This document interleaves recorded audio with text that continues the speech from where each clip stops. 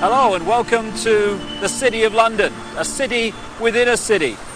People think about London as the great metropolis that we all know, but within it is something called the City of London. It goes back many, many hundreds of years, and it's the epicenter of the global financial system, if the truth be told. It's more than that, however. It is the center of a global web of secret societies that control the planet today, and they come from a series of interbreeding bloodlines which you can trace back to the ancient Middle and Near East thousands and thousands of years ago. And the staggering truth is that these interbreeding bloodlines under different names have increasingly controlled planet Earth from that time to this, never more so than today. In the next few hours on this video, you're going to be introduced, if you've not already read the book, my book, The Biggest Secret, to some staggering, stunning, and I'm the first to say, bizarre information. The basis of the video is an interview with a lady called Arizona Wilder, who was brought up and mind controlled from almost the time that she was born to eventually, as she did, conduct satanic rituals at the highest level of the satanic ritual network, involving some of the most famous people on the planet. But we'll get into that as we go along. It is bizarre, and that's not even the most bizarre aspect of this story, which I'll come to as we progress. But the bizarre just happens to be true. And this video is designed to be a companion to my book, The Biggest Secret, and you'd get more out of the interview with Arizona if you've read that book. But what I'm going to do to start with is just set up a few basic background details that can allow you, if you've not read the book, to follow the story and the revelations that Arizona is going to unfold for us. As I say, this is not just a City of London financial district. It is the center of a global web. It is the spider in the center of the web, as I expose in great detail in The Biggest Secret and a previous book, And the Truth Shall Set You Free.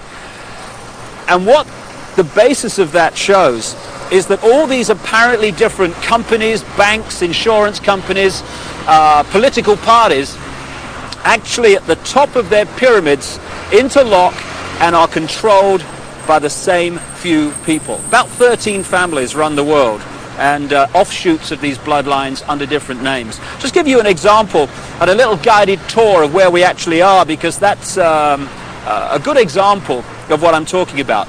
Behind me is the Bank of England. This was created in a charter signed by William of Orange, who became William III, the King of England, in 1688, 1689, and he was one of these bloodlines. And from the moment that he took the throne, then the whole thing started to really epicenter in London. This is when the spider at the center of the web really moved in here. So we've got the Bank of England behind me, which was created thanks to William of Orange and the people that controlled him, because these guys are just puppets, of course. Over there we've got the NatWest building. It's one of the big clearing banks in England. If you just come around this statue, which I'll come to in a second, behind me there is the Mansion House. That's the centre of government in the City of London, this city within a city. And at the top you'll see the red cross on the white background, the flag. It's the flag of England, and that symbol goes back right into the ancient world. It was the ancient sun symbol of the Phoenicians back in the ancient Middle and Near East, and the Phoenicians had a number of deities. One of them was called Barati, the female. One was called Barat, the male.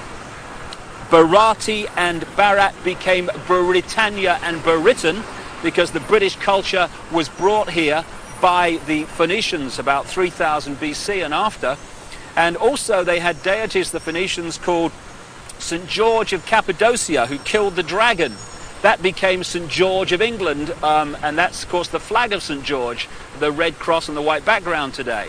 Also, the Christian deity called St. Michael was an ancient Phoenician deity long before Christianity. So the Mansion House, the centre of government, is a very, very powerful place. We go round here, we've got the Royal and Son Alliance Insurance Company. The banks and the insurance companies interlock, and as a result of the fantastic amount of wealth that they can move around the financial markets every day, these interlocking organizations control the world financial system. If a stock market goes down and crashes, it's because it's meant to crash. And not everyone loses, you know, when that happens.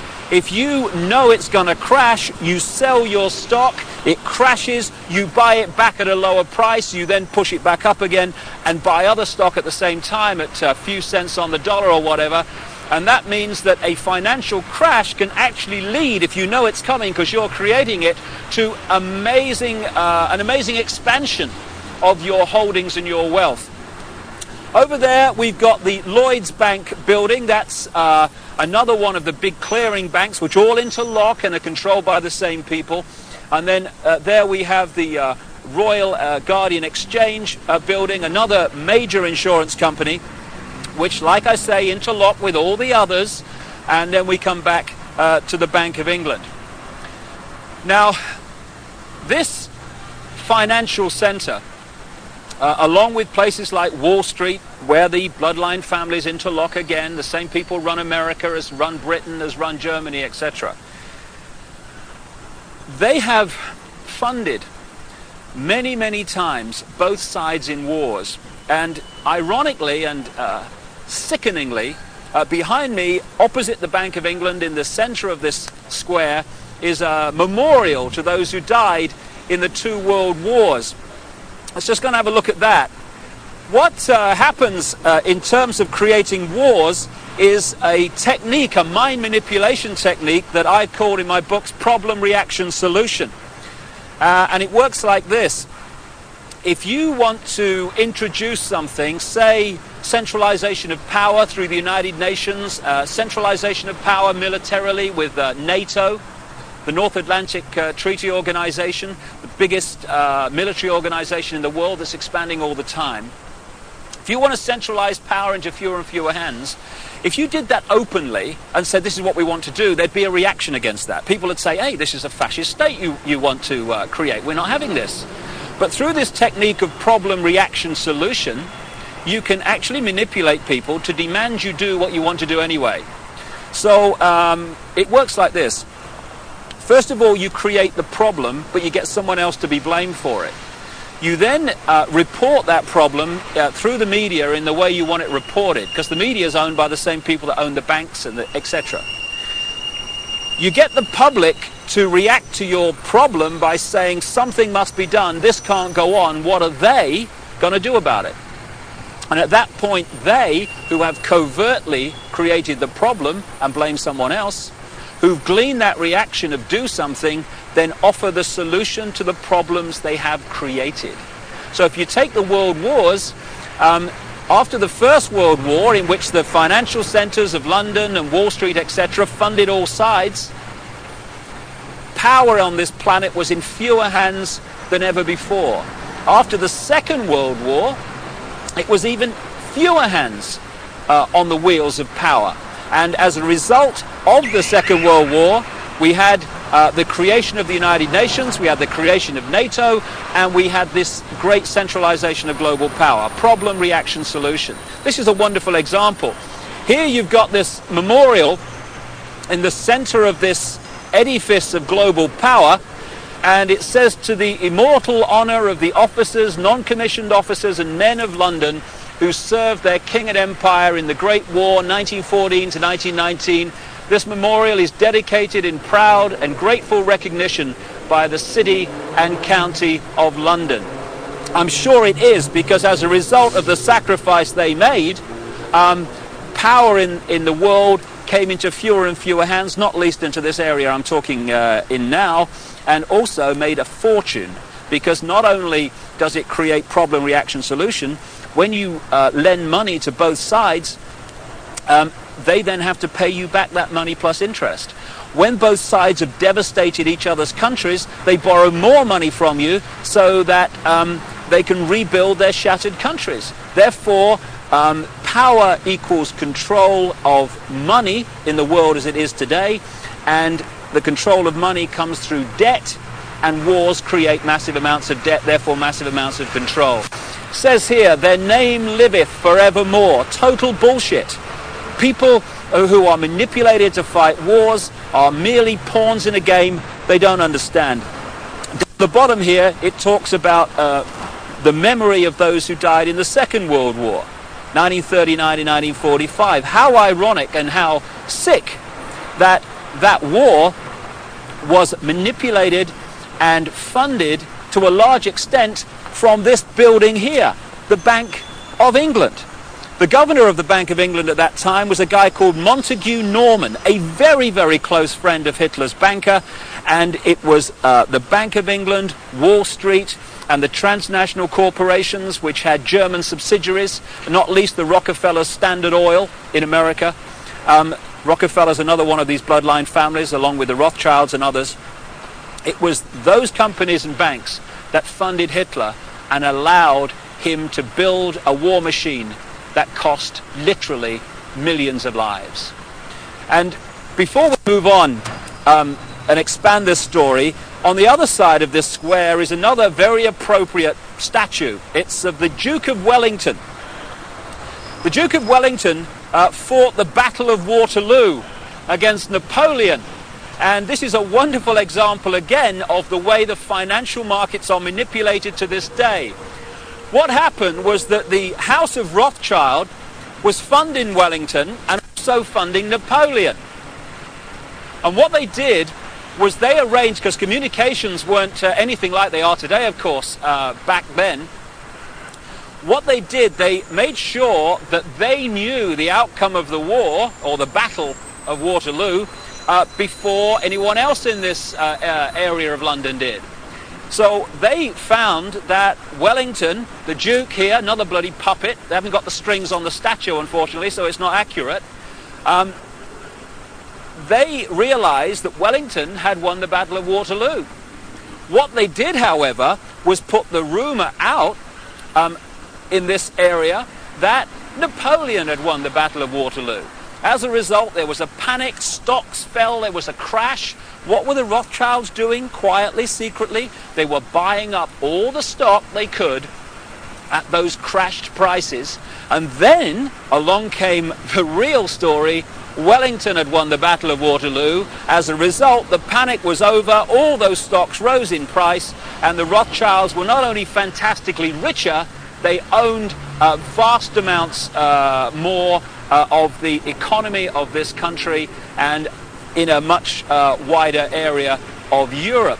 So the manipulation of the financial markets, that's just an example from the last century, is very much going on to this day. And it's manipulating your life, what your money will buy, and indeed if you have any money at all. And I'll just finish at this location by focusing yet again on the Mansion House. Arizona Wilder, the subject of this video, conducted satanic ritual at the highest level, and we'll come to that in detail. You'll see that in the interview. But it's very much part of these bloodlines that have increasingly controlled the planet over the last few thousand years. When you follow them through from the ancient Near and Middle East up into Europe, where they became the European aristocracy and the royal families of Europe, or royal family if the truth be told, because they're just the same bloodlines under different names, over to America and into the modern world, one thing follows again and again: human sacrifice, satanic ritual, blood drinking, and all this stuff. And I've talked to a number of people who have seen these rituals in the City of London, who have been subjected to some of them. And the Mansion House, the centre of government in the City of London, is one of the key places where it goes on around here when work here is finished for the day. And satanic ritual is very much part of the next topic I want to raise and talk about at another location, and that's mind control.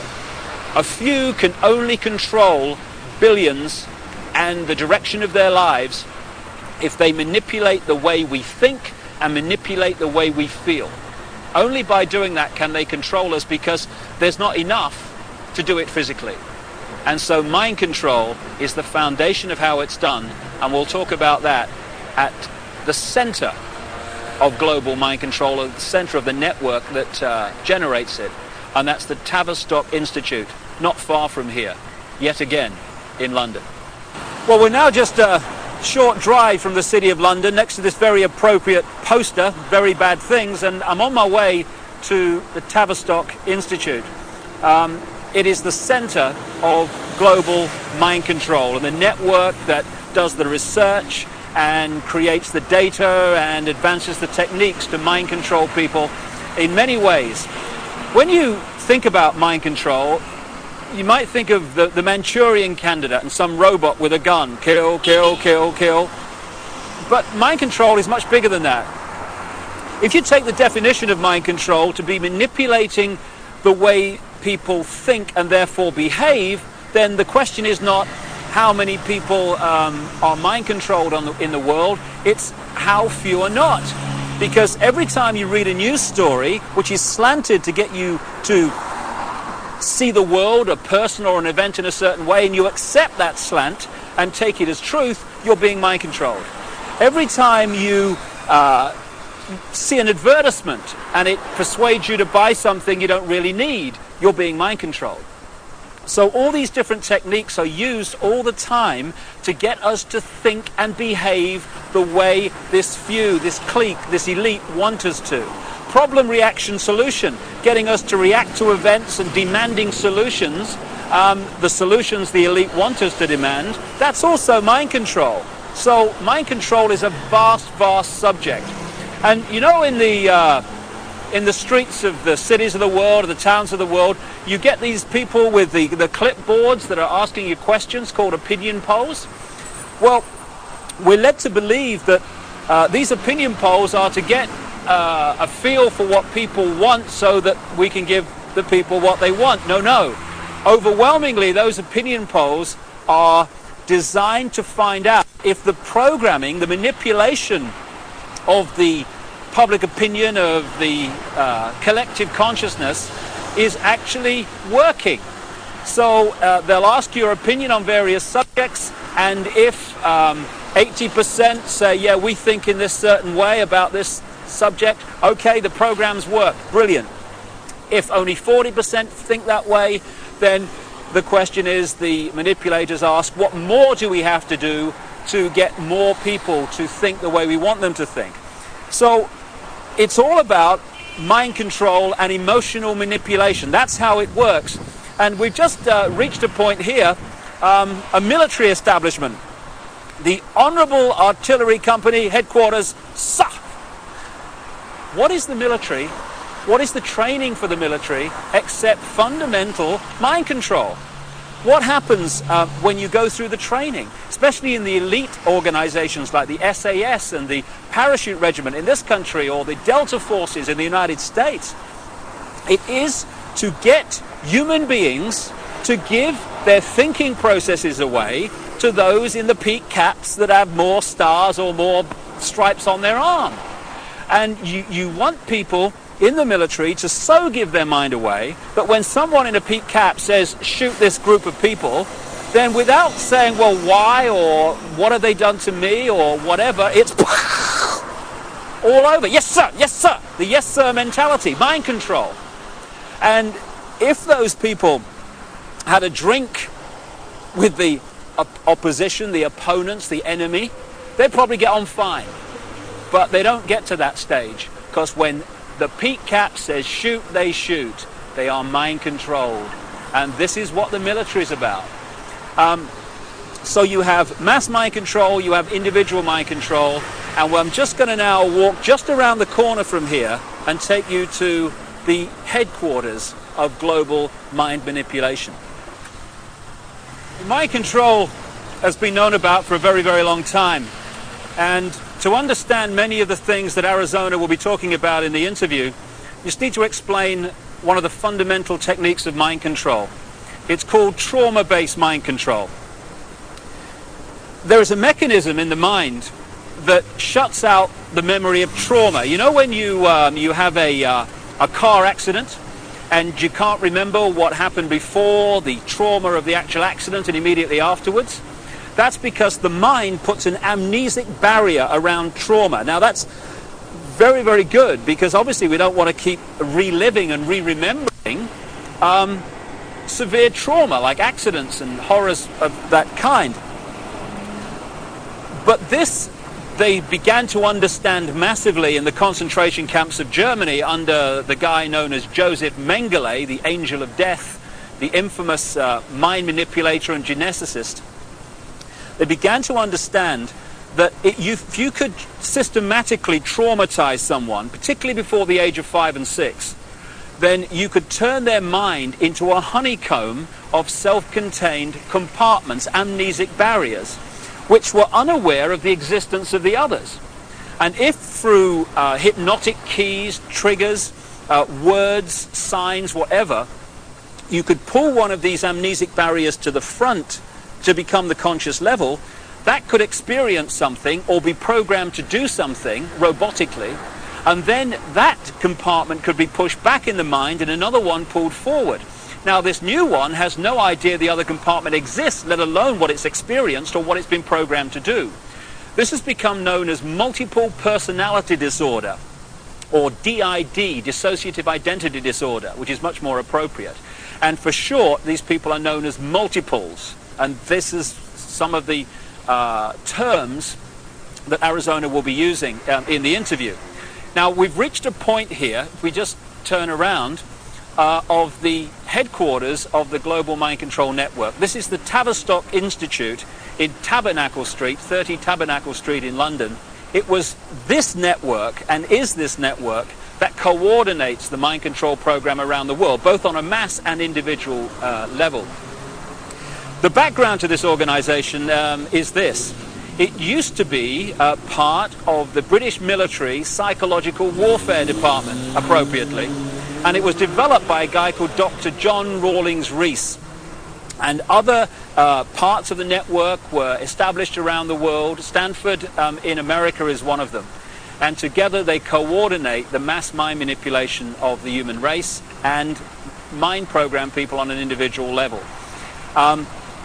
Just to give you an idea, these mind control people are overwhelmingly those that do the assassinations. Why is it always a lone nutter that's responsible for assassination? So people say, oh, he was just a nutter. No conspiracy, no more investigation necessary.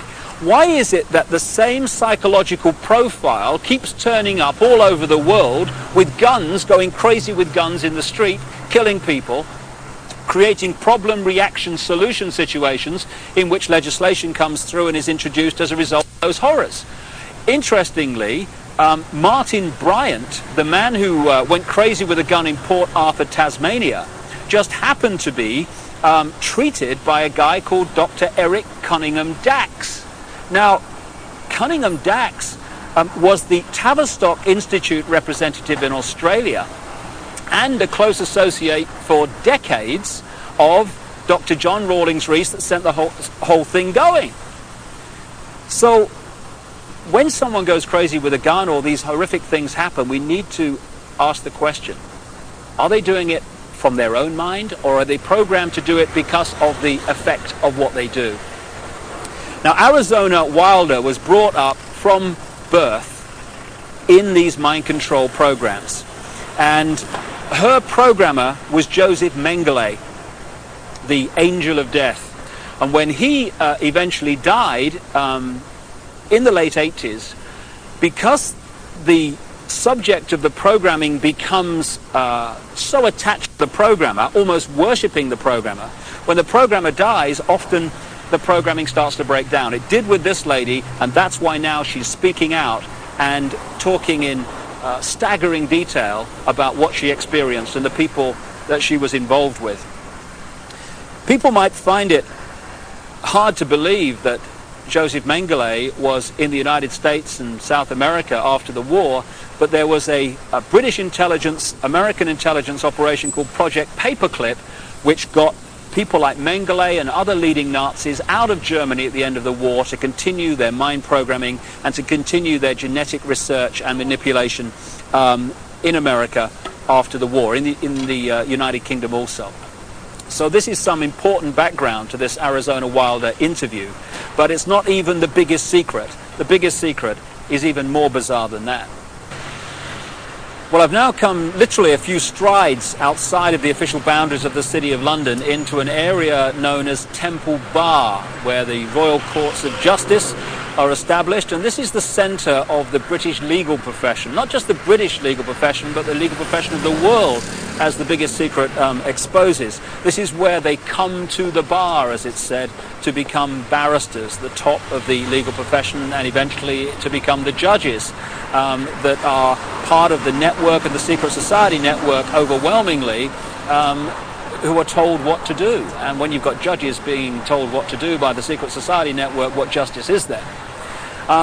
Temple Bar is named after the Knights Templar, one of the secret societies in the ancient world that I talk about in my books, and they were part of this network, and their successors are continuing that manipulation and agenda to this day. Now, I'm standing across the road from the Royal Courts of Justice here, outside something called the Outer Temple. This is one of the major secret societies that manipulate and control the legal profession and the workings of so-called justice in Britain, and indeed, like I say, further afield. But the reason I've come here overwhelmingly is to point out something in the centre of the road here at the boundary between Temple Bar and the City of London. And it's a massive reptile figure, dragon figure, in the centre of the road. Now, we're getting into what the biggest secret is here, because when you go around London, and indeed looking at the coats of arms of the aristocratic families, etc., again and again you keep seeing reptiles, you keep seeing dragons, and you've got the serpent race and the dragon race constantly recurring in the ancient texts describing the gods of the ancient world. And there is a reason for this. There is a reason why dragons appear everywhere, and that is the biggest secret, which Arizona Wilder also has experienced. Right at the start of our little tour of London, in that square outside the Bank of England, it's also possible to see again this same theme that keeps reoccurring of flying dragons, of flying serpents. We've seen one major serpent figure, serpent statue, at one entrance to the City of London near the Law Courts, and here I am now alongside the River Thames at another entrance to the City of London, this epicenter of global control. And what do we have to signpost the fact that you're entering the City of London? Yet another flying dragon, this one holding the shield with the red cross and the white background, this ancient symbol that I talked about, with the flag on top of the Mansion House and the flag of England, the flag of St. George. So what's going on? Why, when you look at the ancient accounts of the ancient gods, do you again and again see this reoccurring theme of the serpent race, the serpent gods, the flying serpents? Why, in my research for the biggest secret, have I come across a stream of people from different walks of life all over the world who have told me the same thing, that they have seen, to their astonishment and amazement, they've seen key people in positions of power just demanifest from being a human physical form and become before their eyes a reptilian figure. When you look at the ancient gods of the Indus Valley, they talk about the Nagas, the gods who, wait for it, had the ability to manifest as human or manifest as reptiles. This is absolutely vital to understanding parts of the Arizona interview, because she has experienced exactly this. And the background to what's happening is quite simple. This three-dimensional world that we appear to live in is only one frequency, one dimension of existence. We have a frequency range which we can perceive. We call them the physical senses. But outside of that range are other frequencies, other dimensions of existence and life that are sharing the same space that we are. In the space that my body is occupying now, for instance, are all the radio and television frequencies broadcasting to London. I can't see them, they can't see each other, they're not aware of each other because they're on different frequencies. Only when the frequencies become very close do we have what we call interference on the television or interference on the radio. And it's the same with creation. We live in conscious terms in this three-dimensional world. So this is our reality, this is what we perceive. But there are other dimensions. And the one closest to this is the fourth dimension. And staggering as it may seem, and you really have to read The Biggest Secret to see the immense supporting evidence for this, a reptilian race from this fourth dimension is the source, or one of the key sources, of the manipulation of this world. Back in the ancient world, again documented endlessly in so many parts of the world, in ancient texts and legends and accounts, are the stories of how this extraterrestrial race interbred with humanity, creating hybrid bloodlines. And when you do the genealogical research, you find that it is these human-reptile hybrid bloodlines that actually have occupied the major positions of power through the history of the last few thousand years, and today are in the key positions of power, running the banking system, the business system, the politics, the military, etc.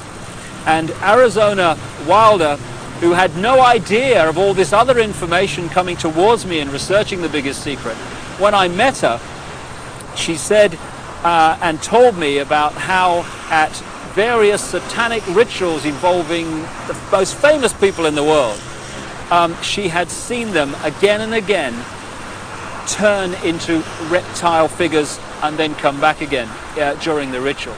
I got a call from the head of an organization in America called Parents Against Ritual Abuse, who told me again from her experience how many of her clients who had been subjected to satanic ritual had reported the same story of how the participants had shape-shifted, as the term goes, from human to reptiles and back again during the ritual.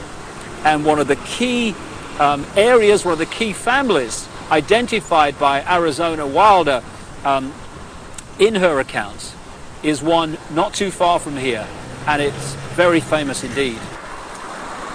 And that family and that bloodline live here, or at least partly live here. Buckingham Palace, one of the many palaces and homes of the British royal family, the House of Windsor.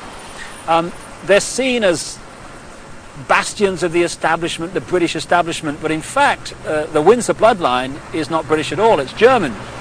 It's really the House of Saxe-Coburg-Gotha.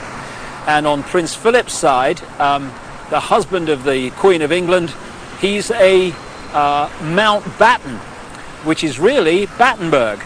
Again, another German line. In 1917, they changed the name from Battenberg to Mountbatten, from the House of Saxe-Coburg to Windsor, because at that time, you may recall, the German nation and the British nation were knocking hell out of each other in the trenches of northern France. And it was good PR from the British royal family's point of view to just change their name to sound more English. And this is just the farce and the facade behind so much, or behind which so much goes on. However, most people, if not almost everyone on the planet, would find the fact that the House of Windsor are one of these reptilian-human hybrid lines that shape-shift between human and reptilian form to be utterly, devastatingly ludicrous and unbelievable. I understand that. But the truth, the real truth, often is. And Arizona Wilder, in the interview that's coming up now, is going to talk about her experiences of seeing this happen. Well, I think that's all you need to know and appreciate to understand the kind of information that Arizona Wilder is going to reveal to us now, except one thing. Across the millennium years is crunch time in this whole agenda, crunch time for the human race. This is the time when this network of interbreeding bloodlines wants to bring in its global fascist structure of a world government to which nation states would be administrative units, of a world central bank and a world currency, a currency that wouldn't be cash, it would be merely electronic, for which there are fundamental implications for human freedom. and also the World Army, which is designed to be NATO, expanding and expanding as it is now, of course, to become the fully fledged World Army, World Police Force. And underpinning that little lot is designed to be a microchip population, in which we are microchipped with our financial details, our medical details, etc., etc. And that would allow not only electronic tagging, people knowing where we are all the time, it would allow the external manipulation through this electronic means of our mental and emotional processes. This will happen unless the human race wakes up and wakes up fast. And to do that, we need to understand what's really going on. And to let people know that, we've got to stop beating about the bush, stop pulling punches, stop pussyfooting around, keeping information from people, oh my goodness, how will they react, and just say, this is going on, take it or leave it, make of it what you will, but this is what's going on. And some of the information you're going to hear now is quite horrific, but if we don't know about it, what can we do to stop it and to change it? I spoke to Arizona Wilder in Los Angeles, and this is what she had to say. Arizona, can we start at the beginning and can you tell us the story of what's happened in your life from the very start? Okay, what I can tell you is that before I started looking into my life, back in 1989, I was starting to have flashes of things, and my life was not what it seemed to be, which is why I started looking into it. And what I found out was that I had a lot of missing time, and a whole lot of missing time, as to what had occurred in my life. And when I started looking into what had happened in my life, it was the only way that at the time that I knew, was to start going to see a therapist. Within a year, I was talking about memories of being sexually abused by my father, which was part of what was supposed to happen. And I was starting to talk about mind control issues, and I was talking about ritual abuse issues at the time, and I didn't have the whole thing put together. It's taken me years, all these years, it's taken approximately almost 10 years to put this together, what has happened to me. And in the process, I have lost everything that I ever had in my life, and anything I held dear in my life. I was bred for this role that I fulfill, and it was planned from before my birth, and it was because of the bloodline of my mother's family, which comes down through Ireland, but before that it began in France. It was through the Marquis de Stac, which he came to Ireland and changed the name to Stack, and then I was chosen, and the birth was planned. My parents were forced to move down to this area for the reason that the High Council is down here, which is, there are 6 councils of 13 in this country, and the High Council is down here. We're talking the United States? The United States, yes. And so from the time that I was a baby, I was being abused and traumatized, and on purpose, for the mind control that they need someone to go through to do whatever they say, to be as just a puppet in that they can control every move. And you don't remember, I didn't remember a lot of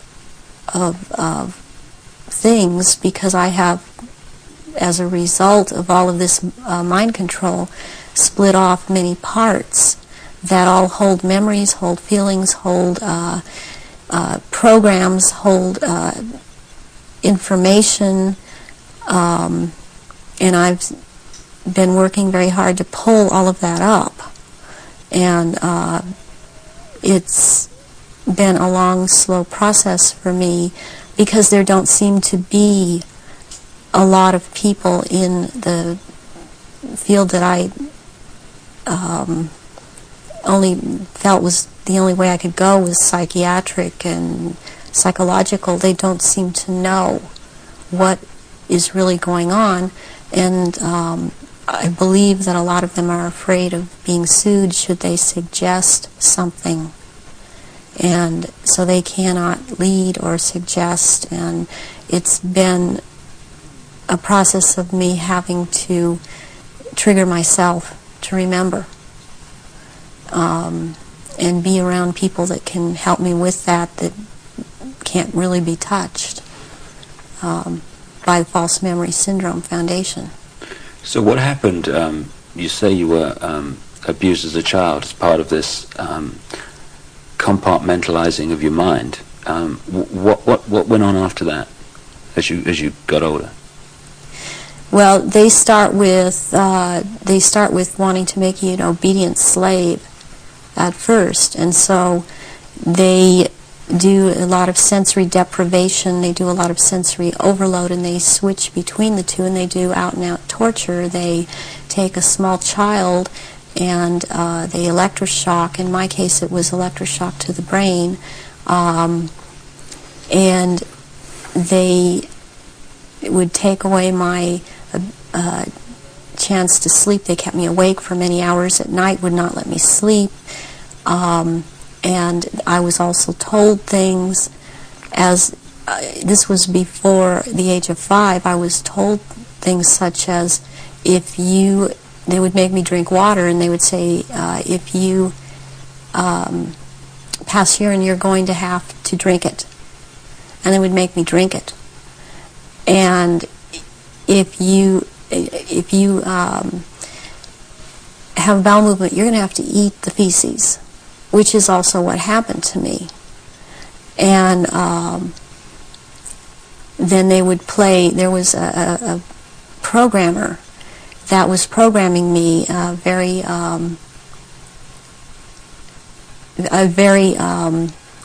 infamous person in history, who actually has been in this country, and he was known as Dr. Green. Who he actually was Dr. Mengele, Joseph Mengele, from the concentration camps in Germany, and he stayed a lot at China Lake Naval Weapons Station out here in Southern California, in the desert area. And I would be around this man a lot, and he used to tell me that the scar that he had on the left cheek of his face was actually from, he was into fencing, and that it was from that, but actually the scar on his cheek was from one of his own programming techniques, that he would put a child in a box and with a sword and tell the child to defend the box, even if it meant his own death. Then he'd tell another child to break into the box, and which this child would do, and then the other child would then jump out of the box and shove the sword or the lance straight through the other child. And at one point he got into it where this child actually got him in the face with the sword. And he would wear a huge emerald ring on his left hand, on this middle finger, and he would twist this emerald around, and for programming, and he was into using long colored ribbons of different colors, and you had to choose a certain ribbon, or you were given a certain ribbon, and that meant that this certain thing was going to happen to you. and it was like picking sticks out or drawing sticks out of a hand, out of someone's hand. I saw games of Russian roulette played where it was chosen beforehand that a child would die, and the child would put the gun up to his head and pull the trigger, and this child would end up dying. But it was meant to scare all of us, keep us in terror, as there were many other children that were around me that went through the same thing. I have run into people from my childhood that have known me, and I've recognized their names, and even if they change their names and change their hair color, as I have done, they have recognized me, or I have recognized them, and I know their name. They know my name. There isn't any way for this to have happened. It's just beyond coincidence. And when you get older, I mean, they start taking, this programmer in particular, Mengele, would take me to rituals. I went to rituals with him all over this country and in Britain and in France, and it was known by intelligence agencies in this country that this man was here. They brought him here. Is that Project Paperclip you're talking about? Yeah. Through the OSS. And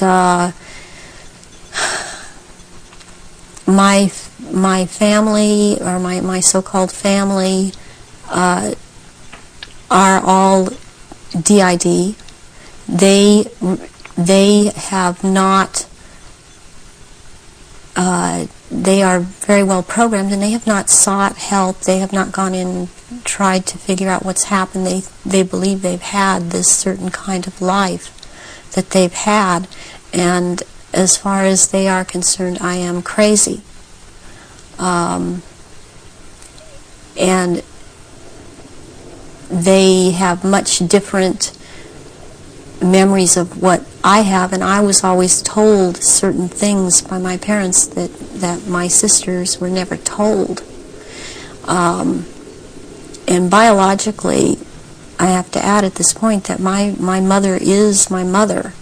I am not biologically related to my father. And this has to do with the bloodlines, and his was considered impure. And this is all about purity of the bloodline. And that is why I am involved in this. There are people that are involved in this that it is not so much because of bloodline, but they have the ability to dissociate and be used as slaves by these people. You say that you come from a certain bloodline, and there is this obsession with bloodlines that this Brotherhood Illuminati have. Why is that? Because what first started coming out was about the Aryans, and the purity of the blood. And what it's all about is that the blood, and the menstrual blood, contains something that is important for the propagation of this race that is controlling things on this planet. And these people that are in the organization that the Council of 13 is under, and they have something called the Grand Druid Council, or the Octagon, they're called the Illuminati. And the Illuminati are actually run by these 13 bloodlines, which are all of the royal families in Europe and in England. And they need the blood because they are, in fact, not human. They take human shape. They are reptilians. And they need the blood. The blood helps them maintain their reptilian shape, and it helps them maintain their sanity, and it helps them to live in this world because they are not from this world. Does that relate to what the Nazis call vril power and what the Hindus call the serpent power in the blood? Yes, the blood has something. It has something in it. It has secretions from the pituitary gland and from the pineal gland, and it has a very strong drug in it that they also, I mean, this is the one that keeps them from going crazy, and it's like heroin or like endorphins, and it's much stronger. But what they need is, for it to be secreted in the blood, is they need terrorization of their victims before they are killed for their blood, or if a young woman is beginning to menstruate, they need the menstrual blood, and they have to terrorize them to get this to come out in the blood and be secreted in the blood. Is this the what other people have told me about, that at the point of great terror, like the point of sacrifice, there's an adrenaline that enters the bloodstream? Is this what they're looking for? Yes, that and this other element comes and secretes out through the blood. This all comes out through the blood at that time, and it's at that point they are actually staring into the eyes of the head of at some of these rituals, or at a reptilian. They are staring into the eyes of this person, and they're held. It's a hypnotic gaze these reptilians have, and it holds the victim in an absolute trance, in a trance of terror, and then they are killed at that moment as they are staring into their eyes. And not only do they can't hold their shape when this happens. The human shape they cannot hold. They go back into reptilian shape as this is happening, because it's like an animalistic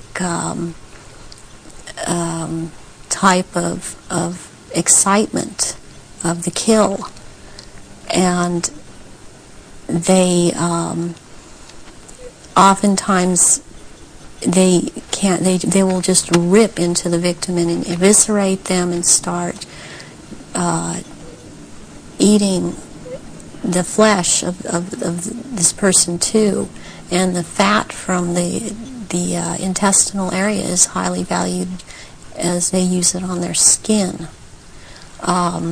And they will drink the blood, and the blood is highly sought after, and it goes according also to rank within these creatures, as to who gets what when. And their sacrifices have increased in the last, it started increasing in the early 80s. The amount that they were doing is increased. And they use a lot of druidic holidays to do this, but they have other days too. They've mixed all of these satanic and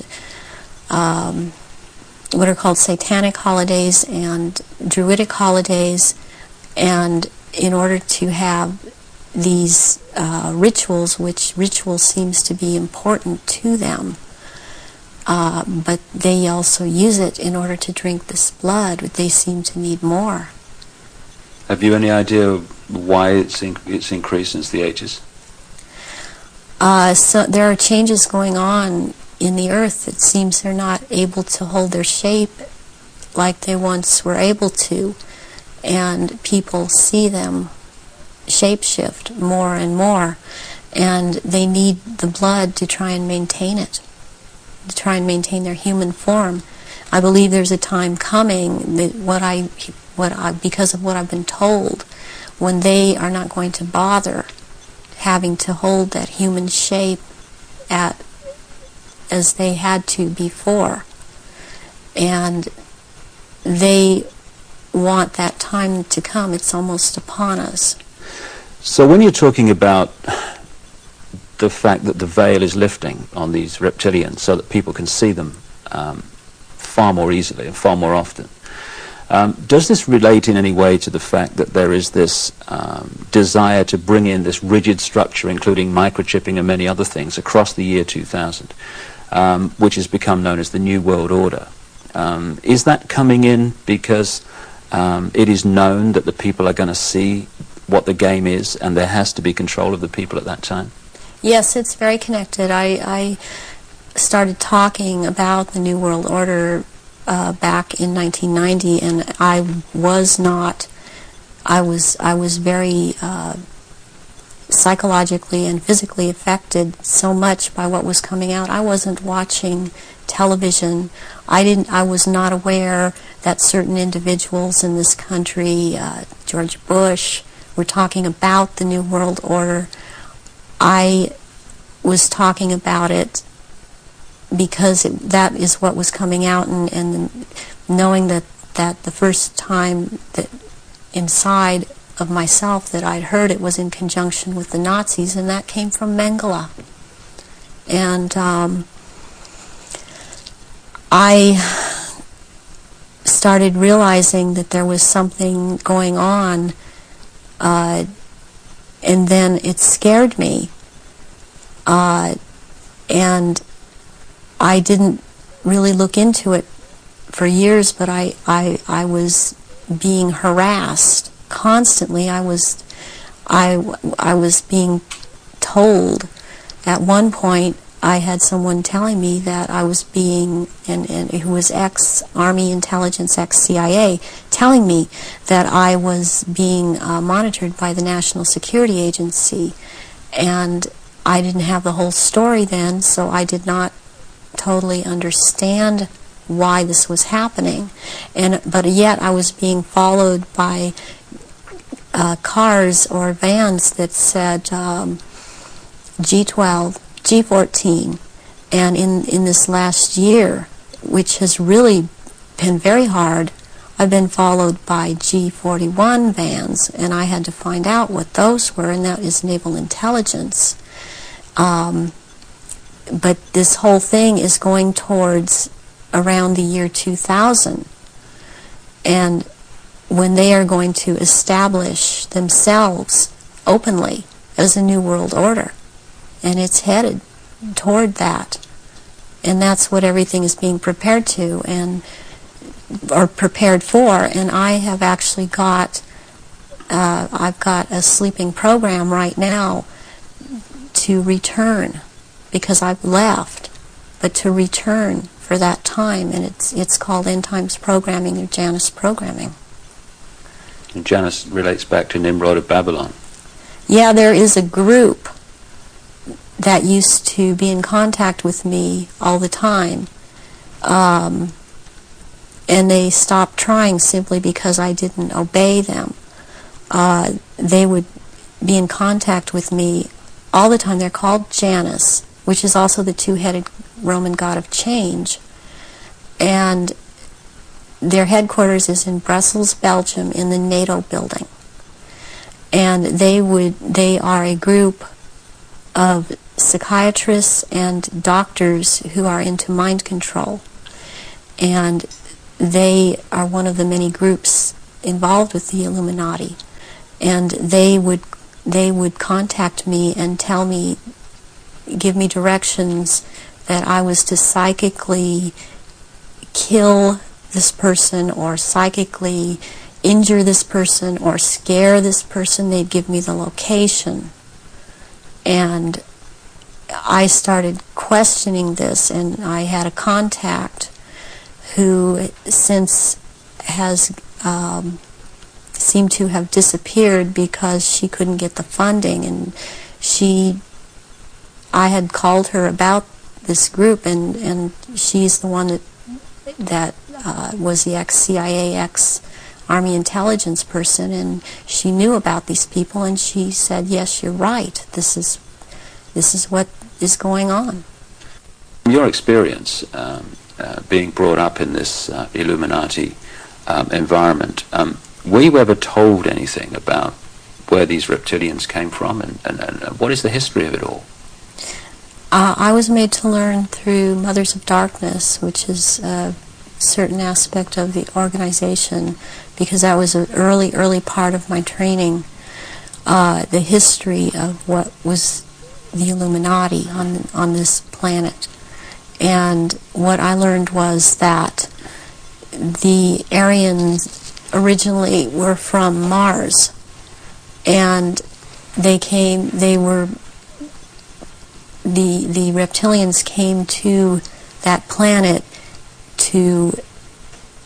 they came from another place, they came to that planet, they came to rule, because they wanted to mix, so they said, with that race, and but they became the overlords. And the Martians, or Aryans, were seeking to escape from it. They went to the moon, and then were there attacked, and they then went to Earth and established culture here on Earth approximately 6,000 years ago. And at that point in time, they were doing well, and they were mixing with the indigenous population of this earth. They were getting along with. And then about 4,000 years ago, the reptilians arrived here and again began to take over. And they instilled themselves in different places underground in the earth, and also this one part of them, the ruling part, took over and became involved in the politics and in the religion, and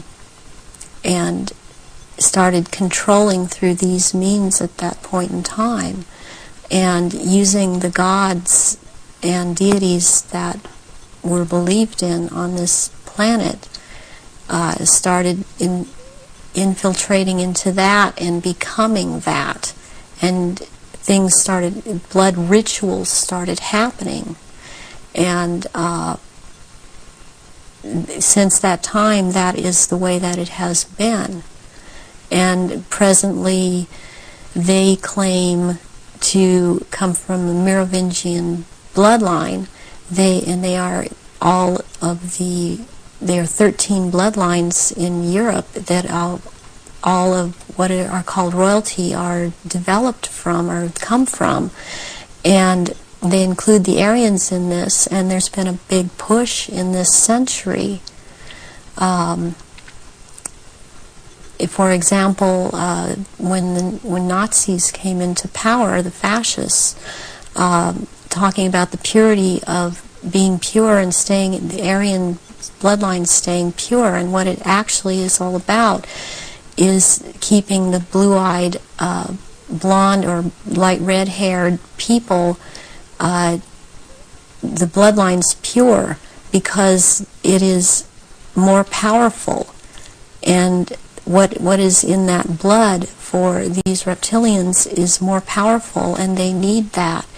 And when you start mixing it with people that were indigenous to this earth, then it is not as powerful. It has nothing to do with someone, skin color or nationality. It has to do with keeping the bloodline pure for their use. So blonde-haired, blue-eyed people are the purest from the reptilians' point of view, and that they want to keep that bloodline pure because of how they need to use it. Yes. When I realized that it had to do with blonde hair and blue eyes, I could not do anything about my eyes, and I am not able to wear contacts or I would have brown eyes. But one thing I did do was cut my hair off, because that was part of the rank I was. My hair was down to my knees, and I colored my hair darker. And there were times after I did cut it off, they had gotten to me, and so the hair would be light red, but that is being in compliance with them. And I did not want to be in compliance to them. I want to expose them, and this is part of it, and I won't be what they want me to be. When you look at some of the ancient accounts, like the Sumerian texts and many other accounts, they talk about the gods interbreeding with humanity. Is this relevant to the reptilian way of infiltrating the human race? Yes, it is, because human beings all through the ages have accepted gods interbreeding or being accepted as humans, and that shows in Christianity, it shows in Judaism. It also, they have used Egyptology, or the Egyptian religions, a lot, and the present head of the Illuminati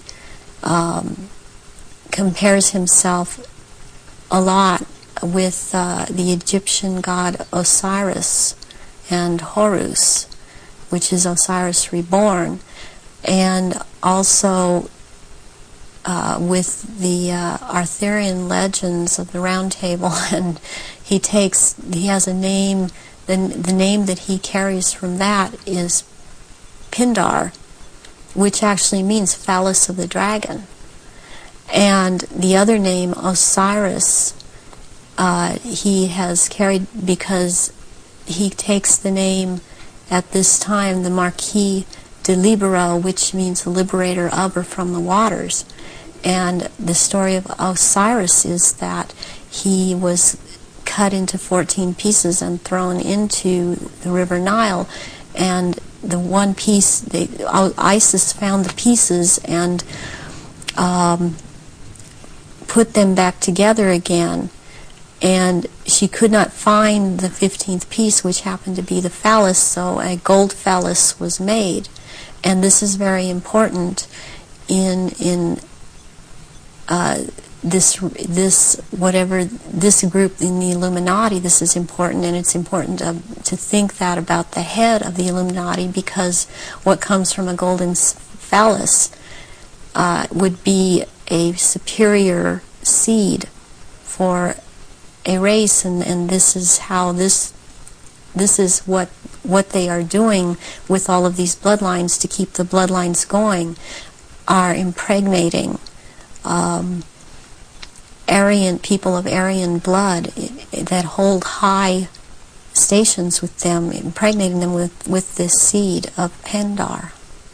And therefore it's important to keep this history in mind and the names in mind that he is going by at this time.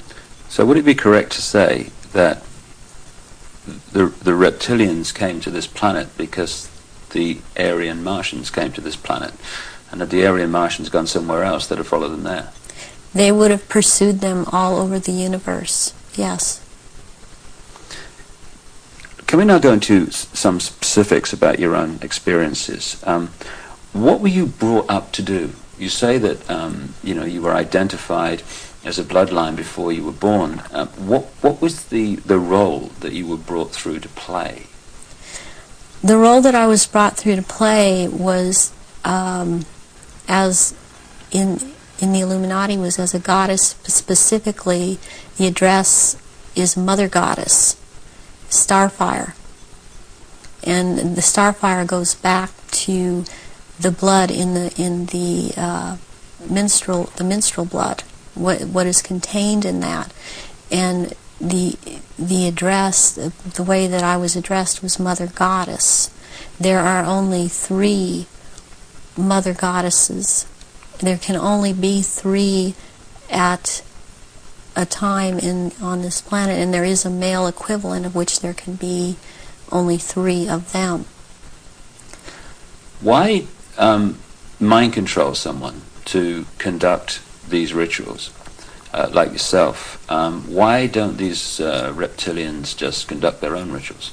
they don't seem to have the psychic abilities, and they look for people that have that and people in the bloodline that have that. And I've had that.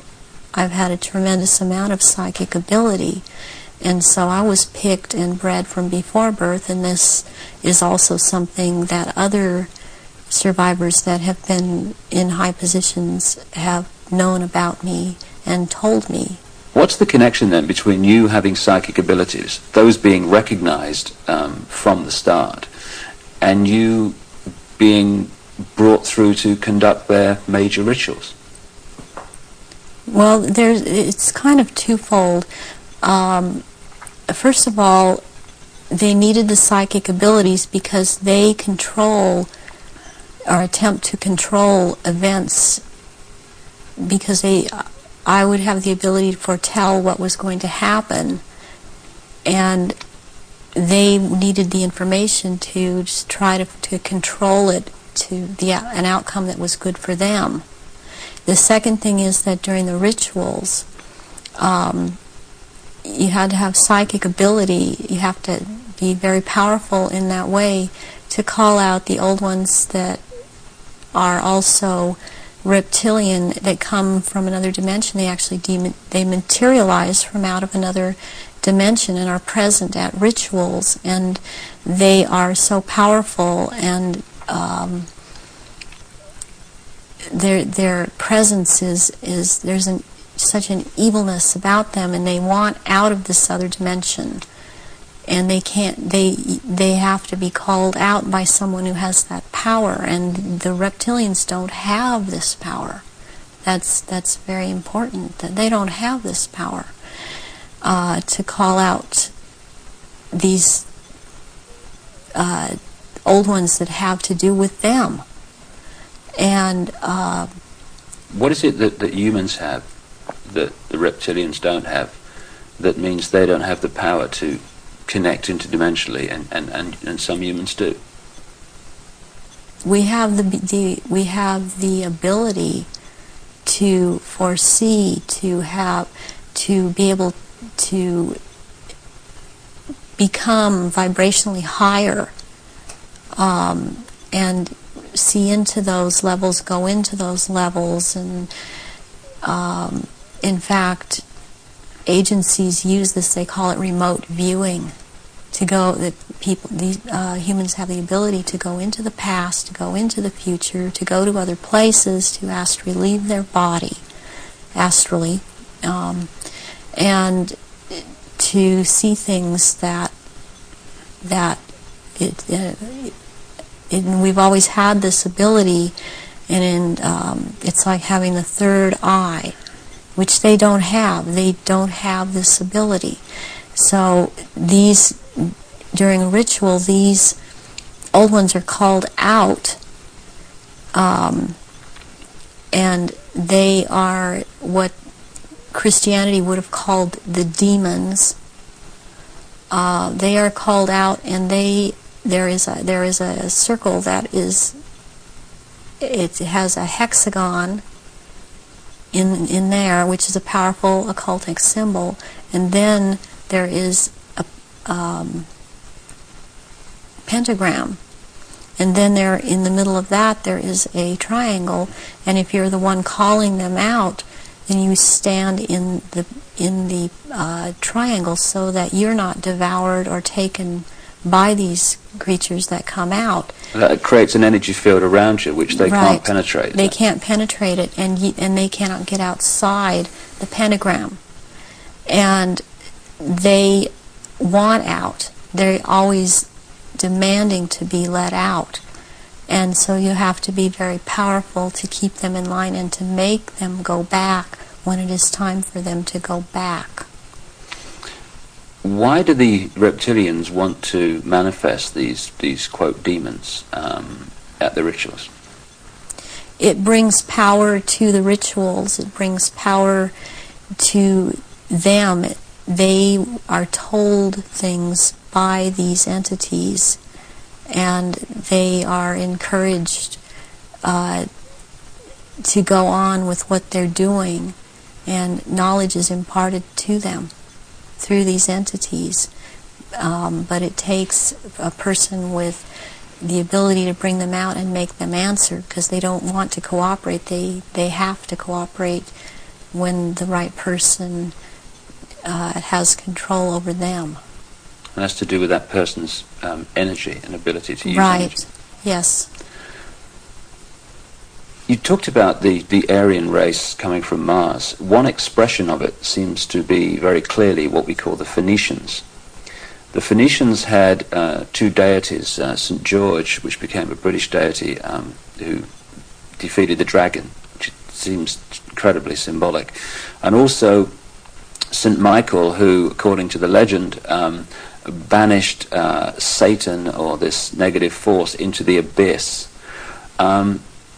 Is this symbolism of the abyss anything to do with the fact that these reptilian demons of another dimension are somehow locked in a time-space prison, and they can't get out, and they can only get out when they're brought out in that way?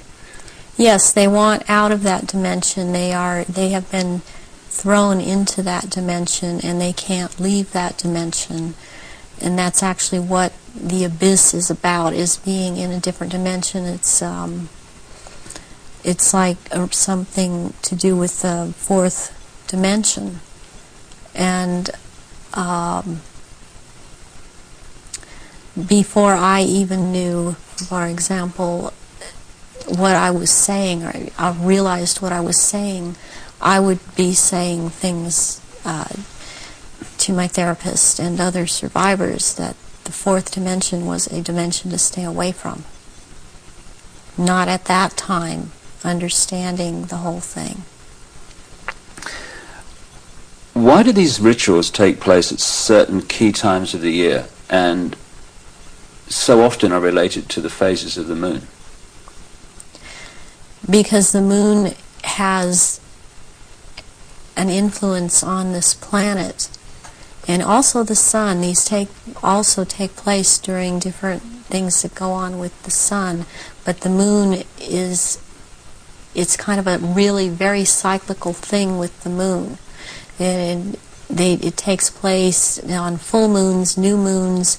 It has to do with the current religion, or what they're using, the Druid religion that they've taken and used. They still hold on to the Egyptology type of religion. They hold on to the Druidism, though, and they're currently calling themselves Druidic or Druid.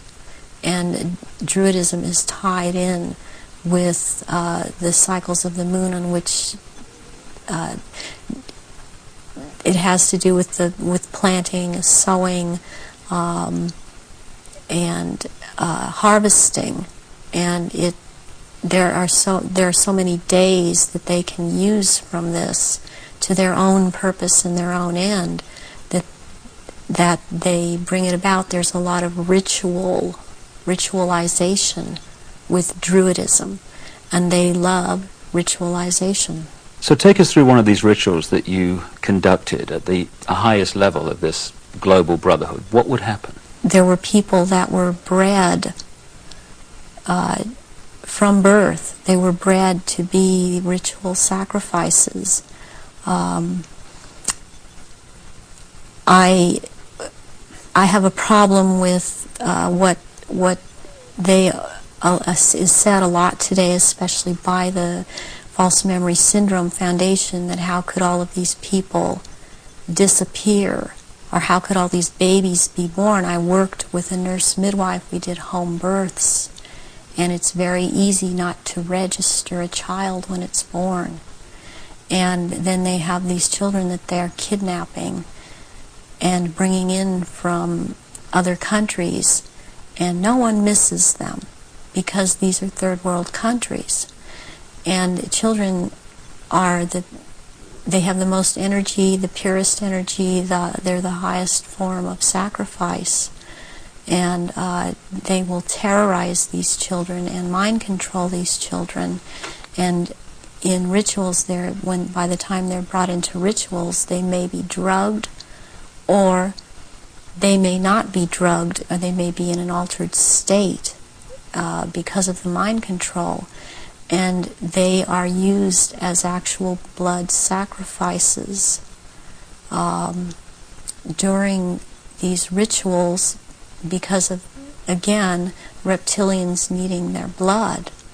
And they will take various organs from the sacrifices depending on what date the ritual may, what the ritual may be associated with on that date.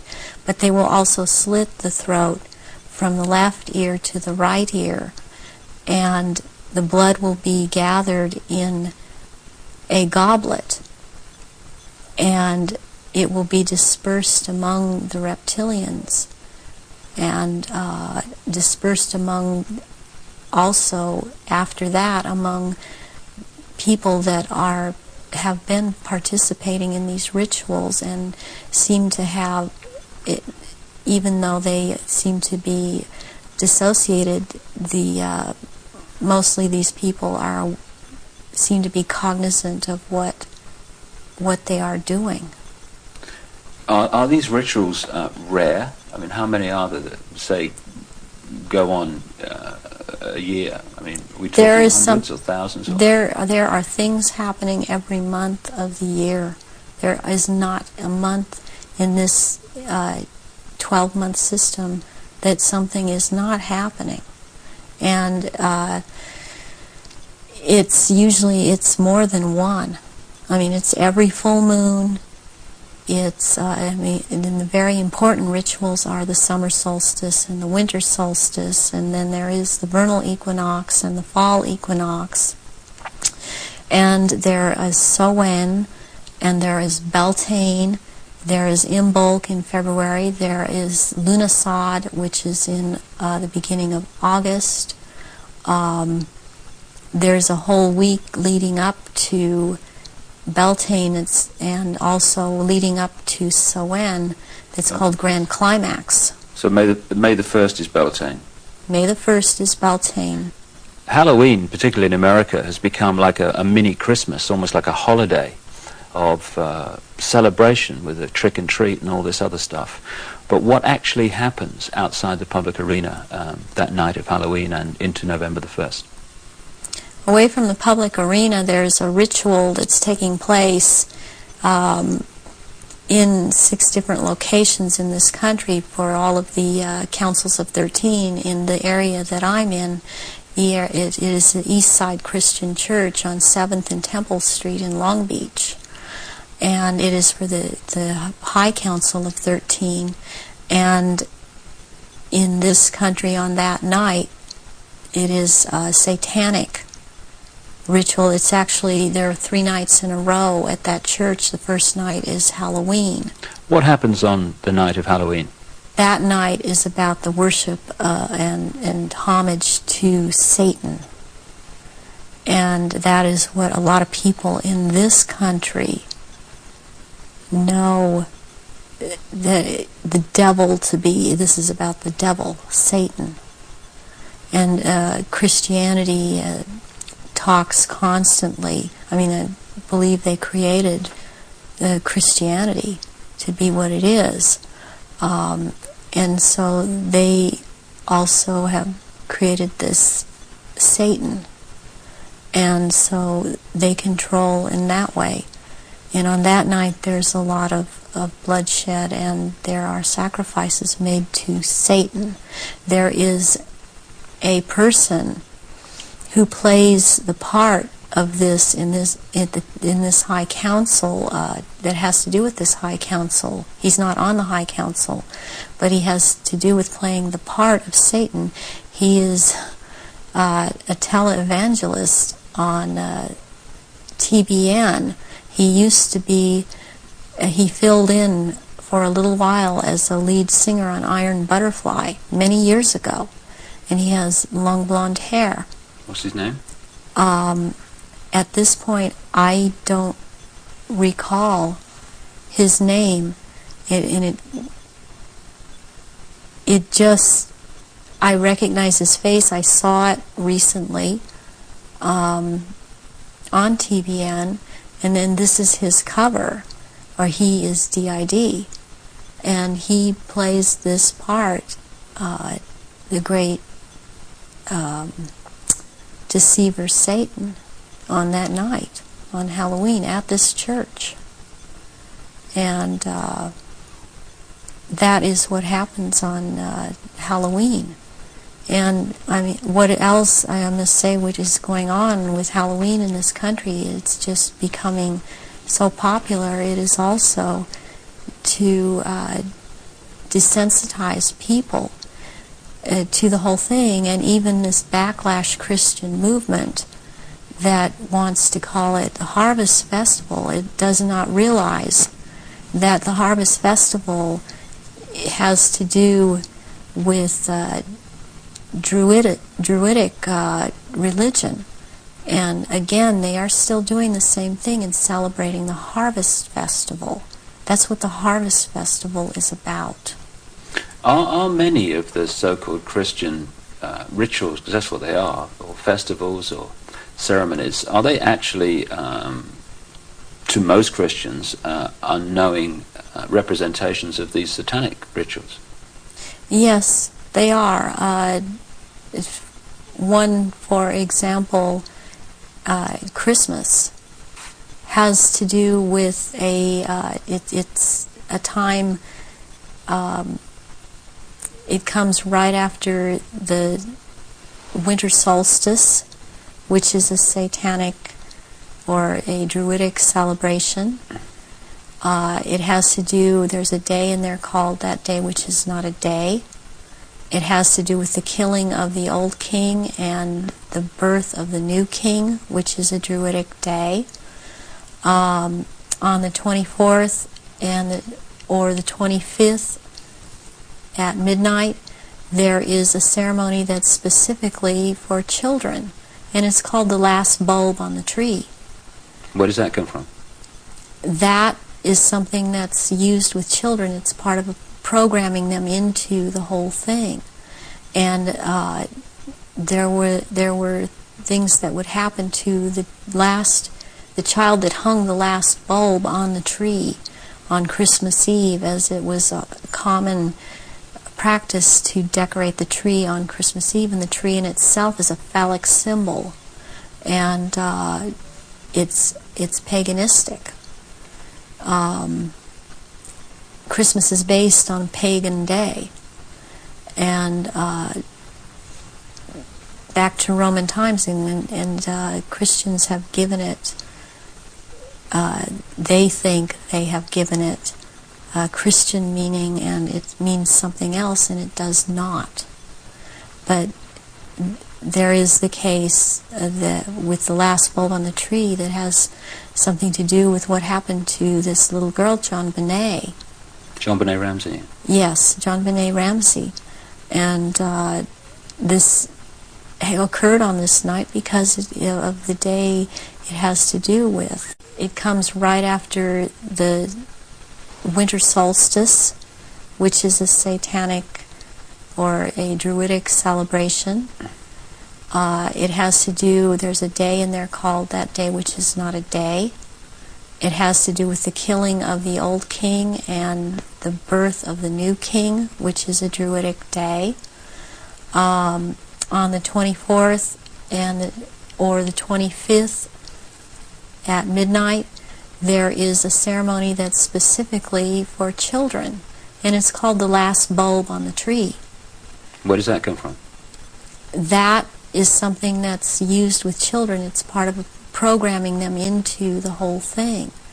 And there were things that would happen to the child that hung the last bulb on the tree on Christmas Eve, as it was a common practice to decorate the tree on Christmas Eve, and the tree in itself is a phallic symbol, and it's paganistic. Christmas is based on a pagan day, and back to Roman times, and Christians have given it, they think they have given it Christian meaning and it means something else, and it does not. But there is the case that with the last bulb on the tree that has something to do with what happened to this little girl, John Benet. John Benet Ramsey. Yes, John Benet Ramsey. And this occurred on this night because of the day it has to do with, and the ceremony that it has to do with. And there were rituals done on that night to these little children. So that is totally tied into it. I have heard that Jean Benet's name is relevant to the rituals. Do you know anything about that? John Bay. John Bay is a satanic deity or Satan. John Bay is a name for Satan. And that name is just closely tied in. It's so close, and I don't understand why it hasn't come out, and that I know of, it hasn't been talked about. But that is why she was killed on the day that she was killed, and her family, as far as I'm concerned, her family is involved in this, and that there's always a price to be involved in it. She was the price. This little girl lost her life. Can we talk about some of the famous names that people around the world would know who, in your experience, have taken part in these rituals that you've conducted? You say you've conducted them in Europe and the United States. Can we start with the United States? Yes, I have seen at rituals, I have seen George Bush, I have seen Madeleine Albright, I have seen Henry Kissinger, I have seen Ronald Reagan, and I have also, by the way, seen his wife, Nancy Reagan. I have seen Hillary Clinton before I knew she was Hillary Clinton at the time at these rituals. She is involved. The other people that I have named and are, as I have seen shapeshift into reptilians. I have not seen Hillary Clinton actually shapeshift, but she is involved. I have seen the two sons when they were young, the two sons of George Bush present at these rituals. Are these the sons that have become governors? Yes. One is in Florida and one is in Texas. I have seen, did I mention J. Rockefeller? And he shapeshifts. I've seen George Deukmejian and Ronald Reagan again, having been governor in California. There have been people such as Newt Gingrich. I saw, and I didn't know at the time that he was Newt Gingrich. I recognized that he was Newt Gingrich when Clinton came into power, and after he was, Newt Gingrich was then elected Speaker of the House. And I was horrified to realize that this man was also there. All of this has affected me to the point I don't vote. All of these people seem to all be connected to the Illuminati, and I don't feel like being part of having anything to do with them. Presidents like Carter and Ford and Clinton. I've seen Ford there. Gerald Ford. Gerald Ford, yes. Are they all reptilian bloodlines? I haven't seen Carter shapeshift. You've seen him at rituals, have you? Yes. Gerald Ford, I have seen shapeshift. And Johnson, also. Lyndon Johnson. Lyndon Johnson. Also, Dr. Joseph Mengele, who took me around to these rituals a lot of the time, was also a shapeshifter. And there were also people that there are people in the European countries that I've seen shapeshift and be involved. And this it doesn't surprise me any more than it does the people in this country doing it. Is just for some reason more shocking, and it cuts even deeper, because I've seen the Queen Mother there, and I have seen the Queen there. I've seen Princess Margaret there. I've seen Charles there, and they shapeshift. And I have seen this. I'm not coming up with his name right now, but he was president in France after de Gaulle. He was there. I've seen him there. I've seen the Rothschilds there. I used to see the Rothschild that lived in England there, but the one that still goes there and is a shapeshifter, Guy de Rothschild, Baron Guy de Rothschild, has been to all of these rituals and has been over in this country under the name of Dr. Barrington and tried to program me, and has impregnated me several times with eggs that were taken from me years ago and were impregnated with semen from Pindar and then placed back into my uterus. This has happened to me twice, once at age 39 and this year right before I turned 43. And I had told my therapist ahead of time, before I ever could have known that this had been done to me.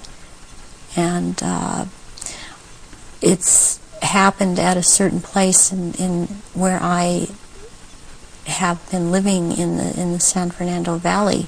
It's happened at a house on Tyrone Street in Sherman Oaks.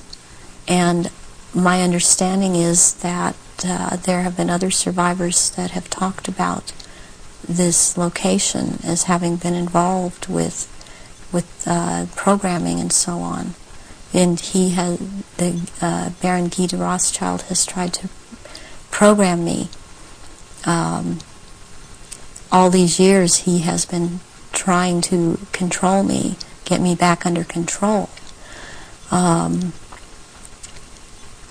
And the Marquis de Libero is someone else that attends all of these functions and is, since he is the one in power, he attends all these functions. I have seen Tony Blair there, and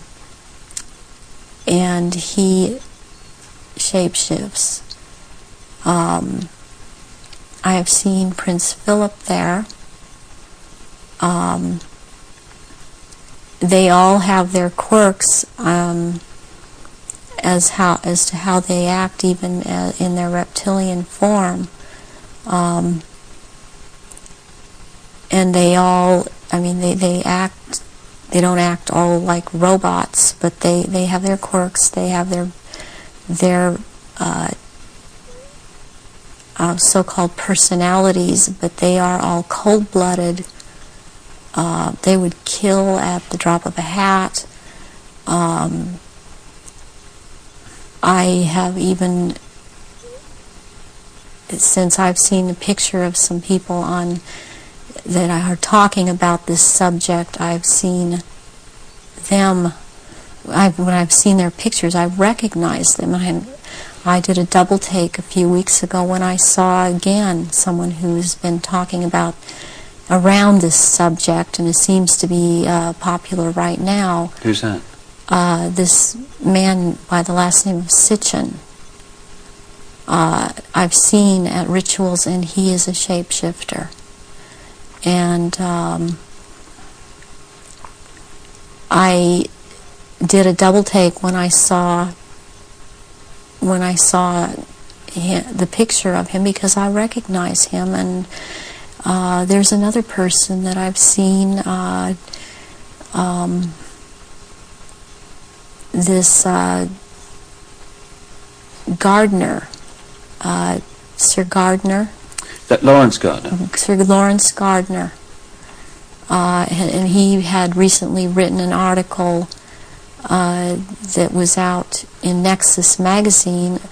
Part of it was about the menstrual blood, and what really triggered me was when he called it Starfire, because that is the name of one of the aspects of the three women who are the dressed mother goddess. That is my name in all of this. So this man I have seen, he has lots of power within this sect of reptilians, and he's someone that you would want to watch out for outside of this too, as is this Sitchin person. What do you remember about Zachariah Sitchin? Zachariah Sitchin was someone in the rituals attending the rituals who was not a major player in as far as the rituals went, but was someone that others present did not make remarks at, or were very careful as to what they said around him. And he was talking about, he would be talking about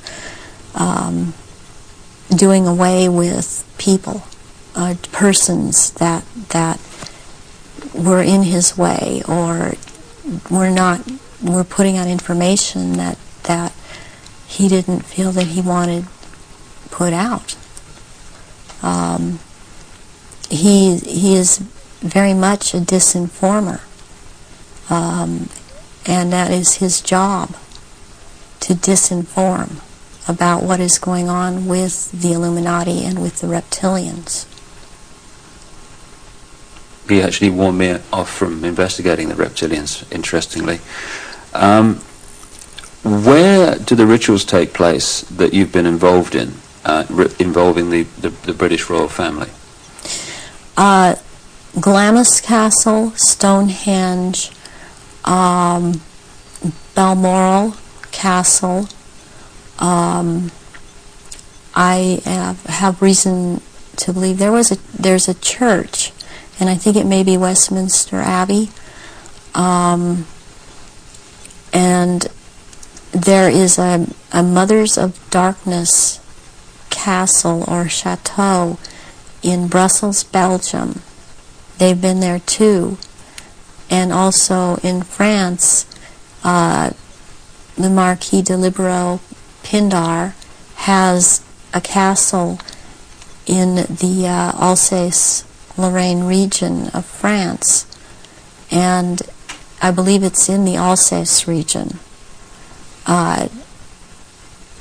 that he uses, and there are certain rituals done at that castle down in the dungeon part of that castle, and there's an entrance down there to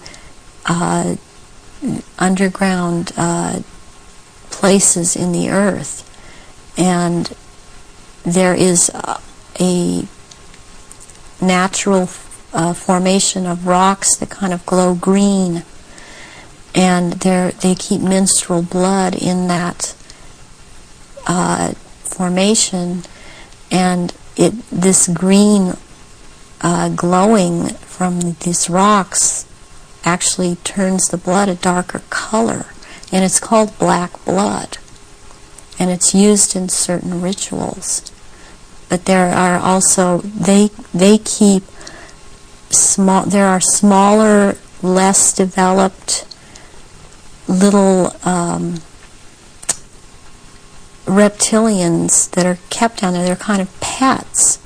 But one other thing that's also down there, there are eggs. It's like a nest of eggs kept down in that part where it's warm. It's very warm down there into this entrance, and these eggs are kept down there incubating, and they are the reptiles' eggs, and that's where they keep them. What are your memories of conducting the rituals for the royal family? What happened? What were they doing? One thing that sticks out in my mind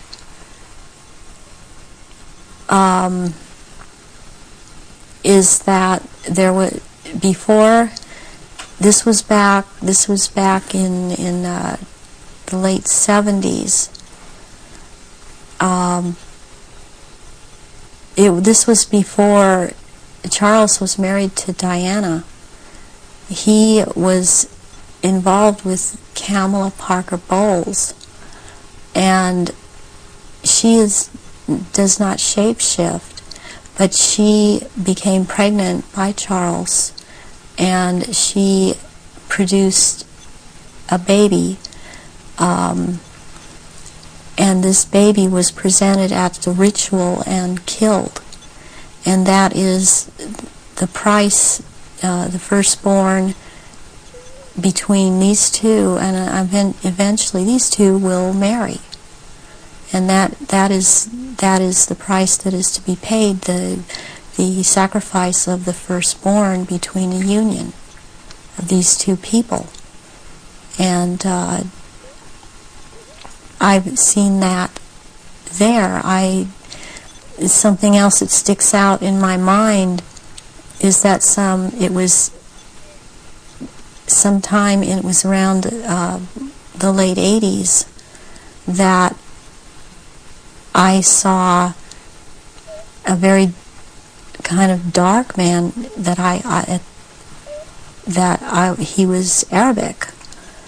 It seemed to be Arabic or Egyptian, and I heard the name Fayed being mentioned, and the Queen Mother was there, and I called her the Black Queen, and she and he were talking very seriously and at some length about a subject. They were mentioning Diana, and they were mentioning his son, Dodi.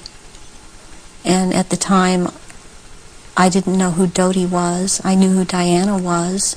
I never saw her at any rituals. Where did this conversation take place? This took place at Balmoral Castle. And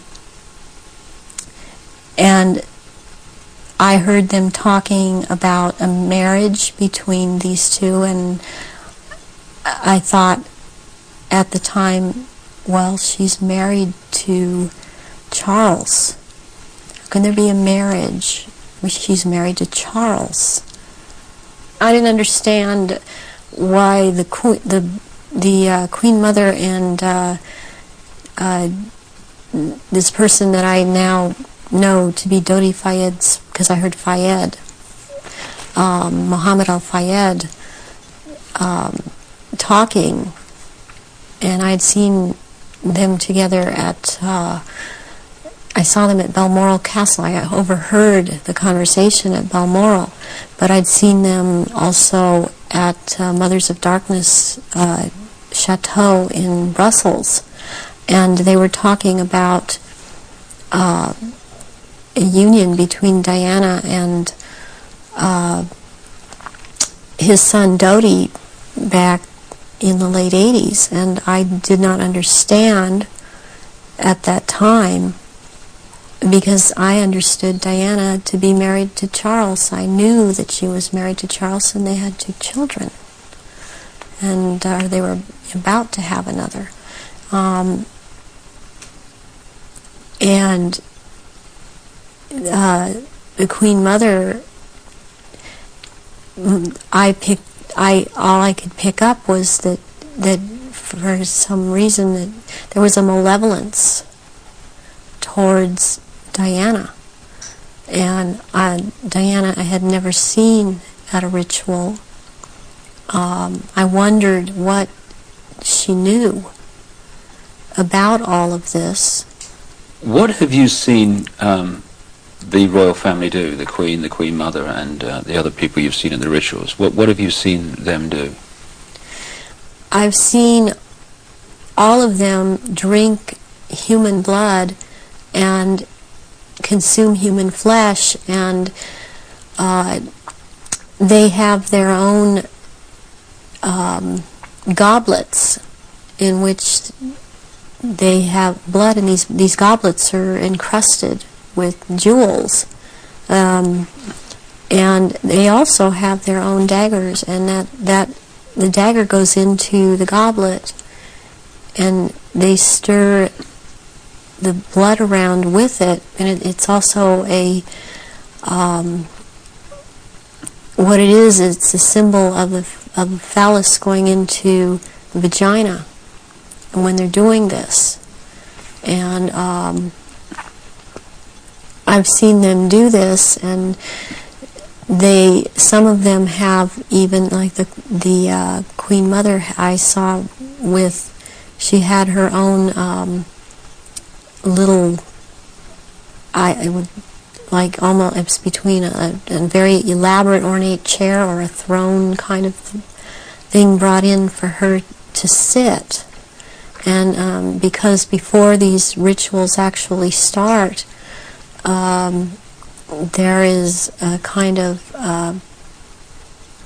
people move around the room and talk, or recognize one another. It's a formal kind of a ritualistic setup, the way they talk and the way they introduce each other. It's like a court. What are they wearing? They're wearing robes. They're not wearing anything underneath the robes, and the robes are very ornate. They all have, the one thing in common they have is they have a red color like blood, and some of them have purple, and they have gold kinds of lines running through them. They have the Merovingian symbol of France, the fleur-de-lis, and there are jewels that are sewn in at certain points on these robes, and they wear these robes, but they don't wear anything underneath the robes, because what is going to happen, what the rituals are all about, they're going to shape-shift, and they can't have anything on under the robes. And there are orgy kind of things that go on at the rituals also. And involving the royal family of Britain? Yes, involving the royal family of Britain, and the sacrifice and the eating of, consuming the sacrifice, and they are involved in that. You've seen them do that? Yes, I have seen them do that. People in Britain, listening to what you're saying, would obviously be staggered, I guess anywhere in the world, but what would stagger them mostly is in Britain, the Queen Mother has an image of being the nation's grandmother. The nice old lady, and good old Queen Mum, what a lovely lady. What's your experience of the Queen Mother? She is very cold in reality, and she is very cruel, and she is very different than she comes across to the public. She's cold-blooded.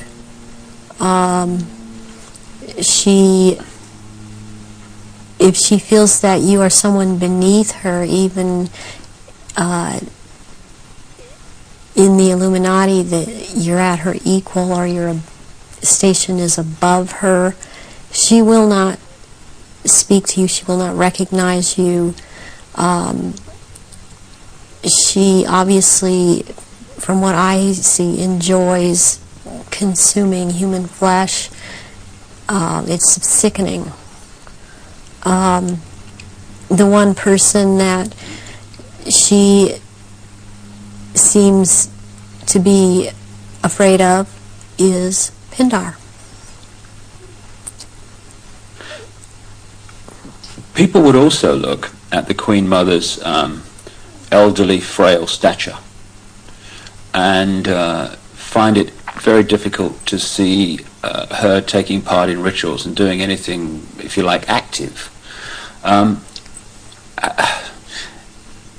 Do they go into a different state in terms of age and strength and all these other attributes when they actually shapeshift? Yes, the human body that they choose to occupy or take when it was young, it ages, but when they take the reptilian form, these reptilians live hundreds of years, and so they have to have taken more than one human body to live in.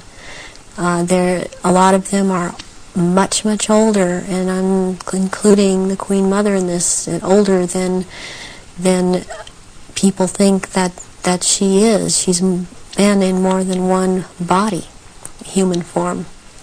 And when the time comes, if it is time for her to go on, and it has been chosen that she still has, it's known that she still has life or years to go, again, she will be put into the body, the essence of her, and the reptilian form will go, or the essence of her will go into another body that is also has the ability to shapeshift into reptilian form. One of the pure reptilian human bloodlines. Yes. What happens when, take the Queen Mother as an example, what happens when they shapeshift? I mean, what do you see?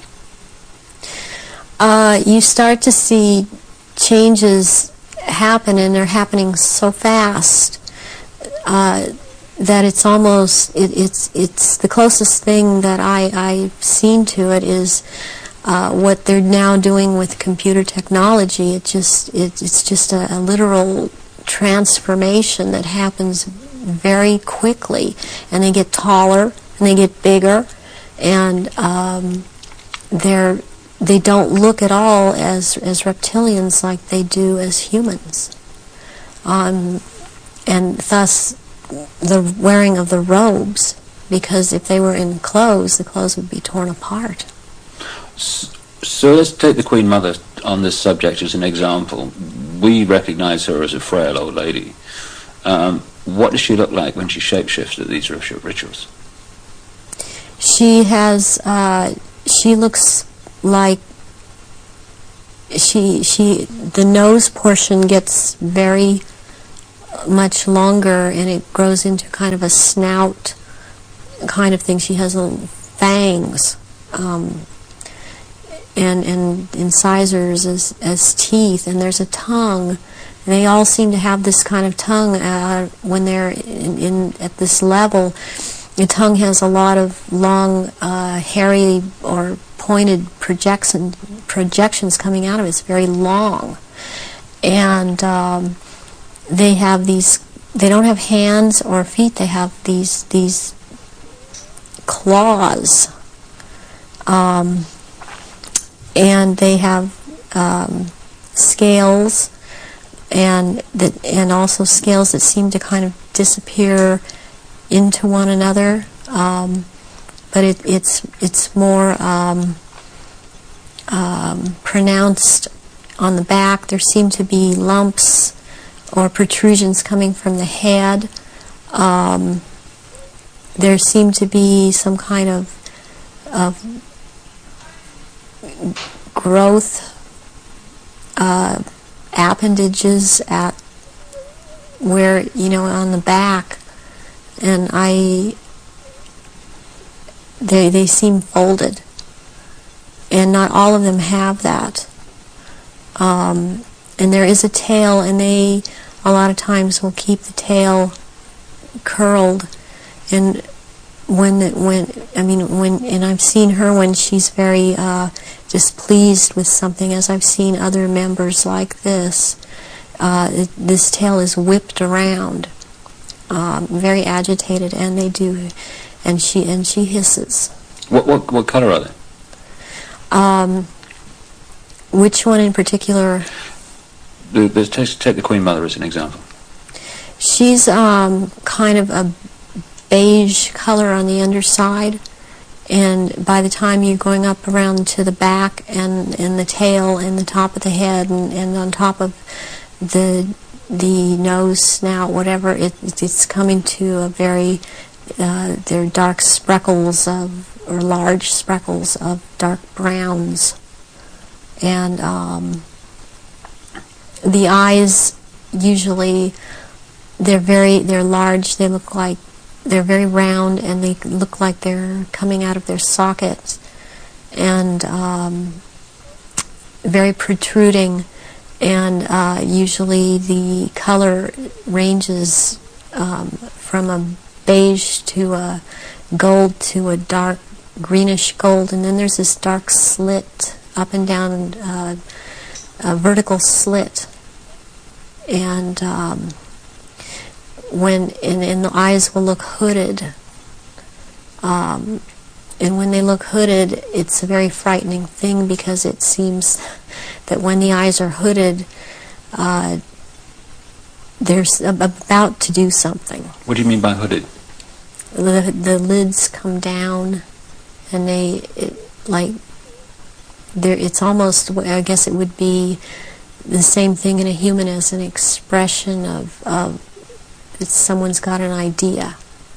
And how tall are they when they shapeshift? They're just about 7 feet tall. Some are a little shorter, or to a foot shorter. Some are a little bit taller than 7 feet. So what would the Queen and Prince Charles look like in their reptilian form? As to height? As to general appearance?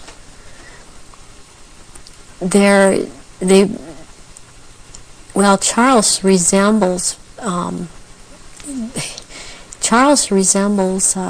in both ways, in human form and in reptilian. He resembles Pindar.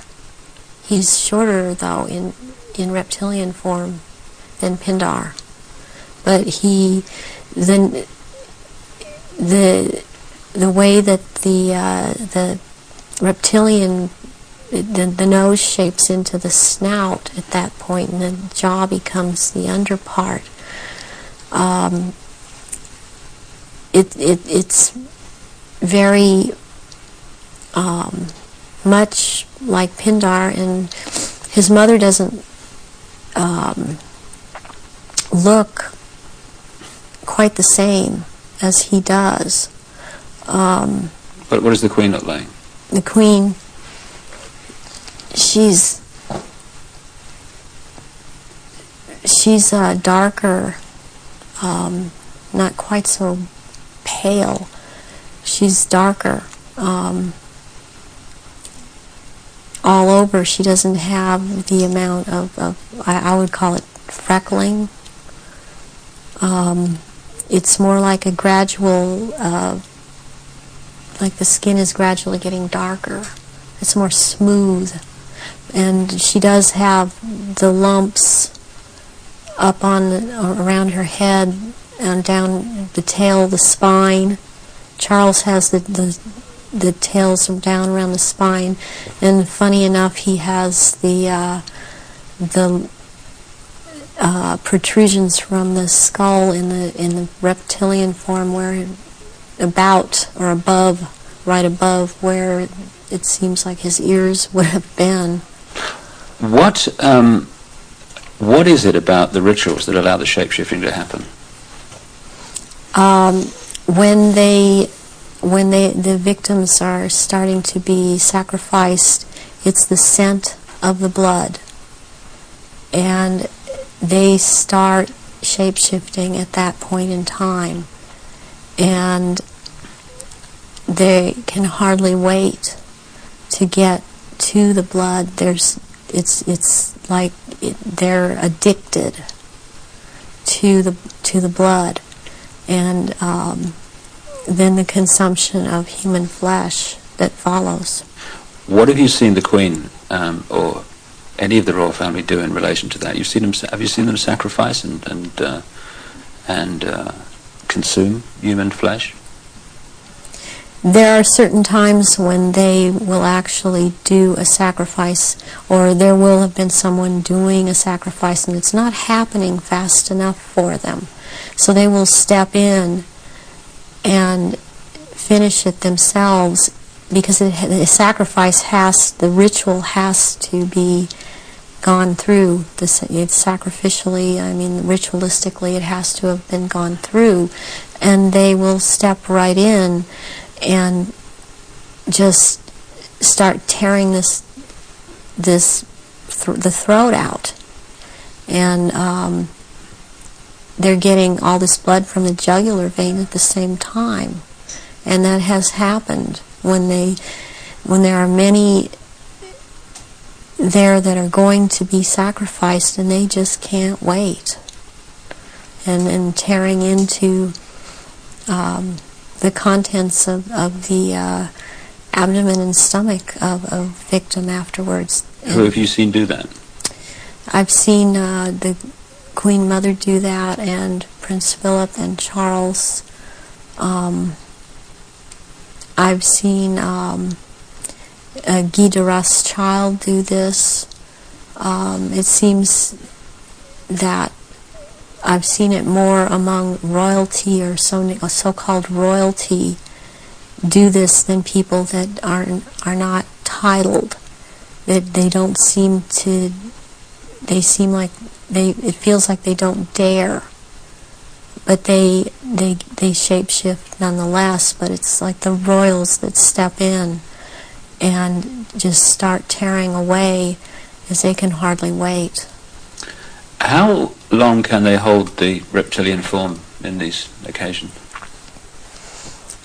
During the rituals, it's much easier for them to hold the reptilian form. They can stay in that form.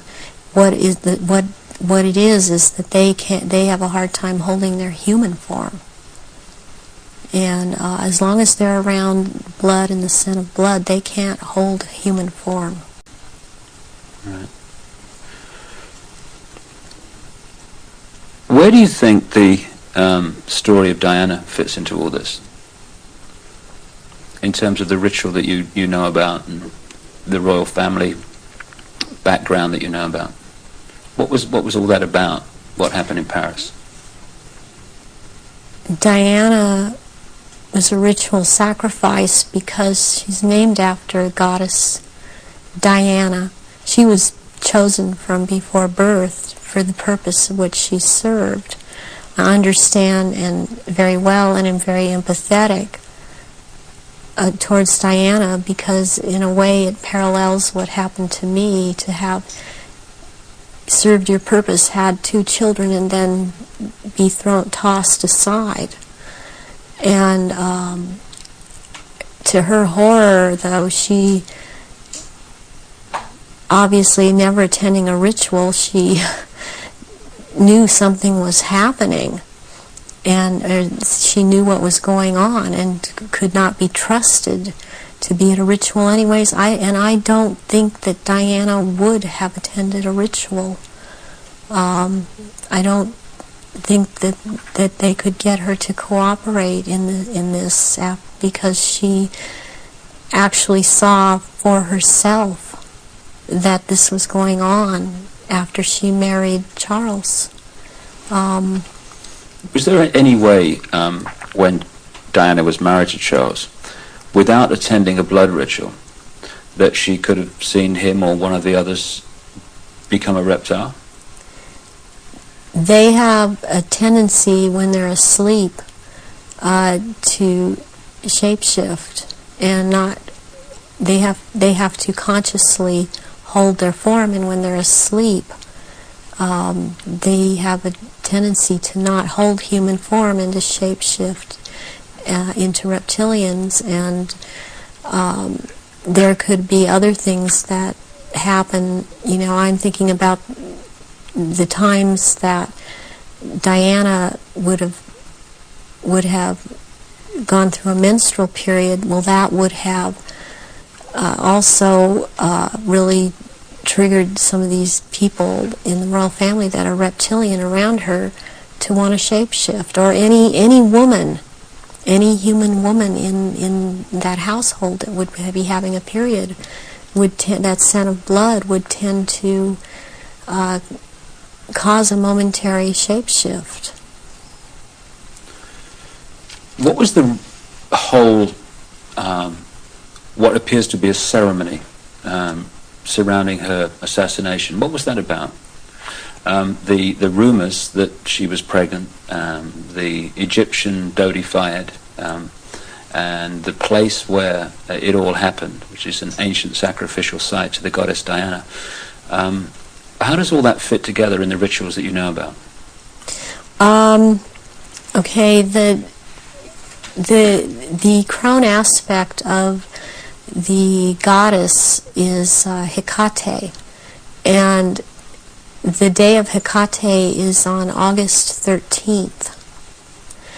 And what is very prevalent in this with the Illuminati and what they've done with the Druidism and other and Egypt, the Egyptian religions, is they like to mirror the numbers.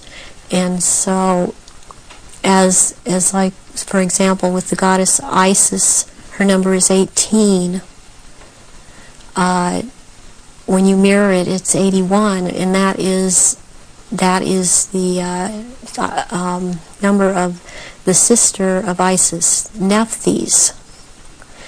And Nephthys was considered the evil sister to Isis. With Hecate, what I think happened here is that she was sacrificed, and it was a very important sacrifice because 3 people died, and it was a picture of the triad of Isis, Osiris, and Horus to them. Horus being the unborn child of Dodi-Fayed that Diana carried and was 3 months old, which is another very important fact, a number that's important to them, to be 3 months old. Sacrificial babies are taken in utero at 3, 5, and 7 months. And when I heard about this was a deal that I understood now had gone down, and she had to die in that tunnel because that tunnel's the passageway for Diana, the goddess. And she died at the 13th pillar again because of Hecate, and she died on the 31st because it's the mirror image of 13. And my understanding of what I get inside of me, and because I was told by Baron Guy de Rothschild last beginning of February, when he was in this country and he was there to try and reprogram me again and impregnate me, was that he was in the tunnel that night. He had to be there, because not only was it a ritual death of Diana, this was also about taking her soul. And he was taking the soul of Diana, which no one else there could do. Whoever was present there could not do it. He could do it. And he was in France. This is the hypnotic stare you talk about. Yes. And drawing in the breath. And he had to be there to do this ritual killing, this ritual murder. This would mean that the ambulance team and a doctor that arrived within a minute of the crash coming the other way must have been in on this whole deal, or at least the people in charge of the ambulance team. From your experience of the kind of people involved in this Illuminati satanic network, do you think that's possible, that they could set that up? Yes, I do. I've seen a lot of things set up that if you did not know, if you weren't in on the so-called inner circle, or know what the Illuminati can do, because they depend on people not believing they're really there, you would not, you would have a hard time believing it. That this has been such a secretive group and worked in such insidious ways to infiltrate and control. And there are so many unanswered questions they don't seem to be able to answer about Diana that keep coming up in spite of all the reports that come out, because there are people that don't believe what they're hearing. What would have been the purpose of creating such a clear and definite ritual in the assassination of Diana? What would be the purpose of that when they could have killed her in another way? Because it had to be done as a ritual, because they were going to take her soul. And it had to happen in the tunnel. It had to happen that way. It had to happen in that year. And this is all, there's all a timeline to all of this. There's been many rumors that she was pregnant, but as I understand it, one of her friends says that that was not possible, because she knew that very shortly before she'd had a menstrual period. Is it possible to be pregnant and for that to still happen? Yes, it is. This happened to me. I was impregnated with one of my own fertilized egg that was fertilized by the sperm of Pindar, and he sent Guy de Rothschild to impregnate me in this manner, and I was impregnated in October of '94. I had periods up until February when it was discovered, and they seemed normal, not light. And I then was, since I had the background of a nurse, I was and had worked with a nurse midwife delivering babies. I was, for some reason, it occurred to me to check my stomach, my abdomen, and I realized that I was pregnant, and so I ended up seeing a doctor who told me, I mean, he verified, you're pregnant. He did it with blood test, with the urine test, and ultrasound exam, and if I don't do an abortion on you tomorrow, you're going to have to go through a different type of abortion, which probably would have been a saline abortion. And I knew what I was pregnant with by that time, and so I was terrified to go through with it, and I could not go through with it, knowing what I knew, and so I had the abortion. But I had periods the whole time. You were impregnated at the point that it happened without you having any knowledge of it. No, I did not. Is it possible that that happened to Diana, if she was, as the evidence that I've looked at suggests, also mind-controlled and a multiple from the early part of her life? That is definitely more than a probability. The thing about being multiple or dissociative identity disorder is that the host person doesn't know that they are, but they have missing time, but then they have amnesia for the missing time. They don't realize they're missing time. They don't realize things are happening to them. They show up, pregnant. They show up with marks on their bodies. They don't know, I think I must have bumped myself, and that's not actually how it happened. Or they have needle marks on their body when they've been gotten a hold of and drugged.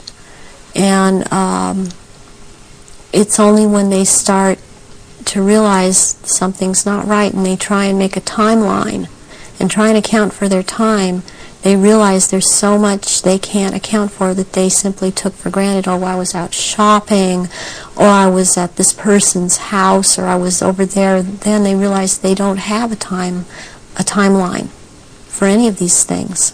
Do you think that Diana's two children were Prince Charles's children?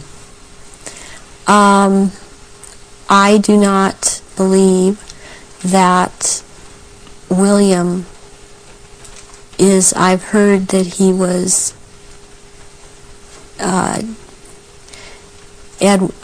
Charles's son. I've heard about someone else, and I believe that it was neither.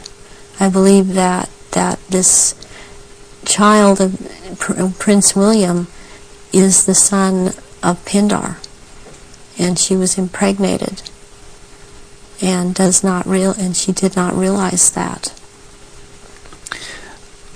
When you look at the ritual nature of all that, you've got Osiris, it would seem, symbolized by dirty fire. You've got Isis, symbolized by Diana.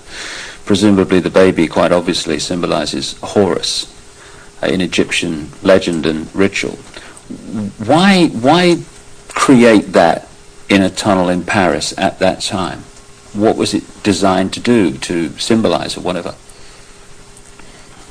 It's to symbolize, it's part of symbolizing getting the world ready to recognize the Horus that is about to come upon us in the year 2000, as the year 2000 is the age of Horus and Osiris reborn. And there's a sacrifice involved. And the sacrifice is the mother, and the sacrifice is this child. And yet it involves another child who yet lives by the same mother. And you're talking about William? Yes, I am talking about William. What would have happened to Diana in your experience of the ritual, and what would have happened to the unborn child after the events in the tunnel in Paris? That Diana left the tunnel dead. She didn't leave that tunnel alive. That ritual, she had to die in that tunnel, and they had to take her soul in that tunnel, and they had to take the soul or developing essence of the unborn child.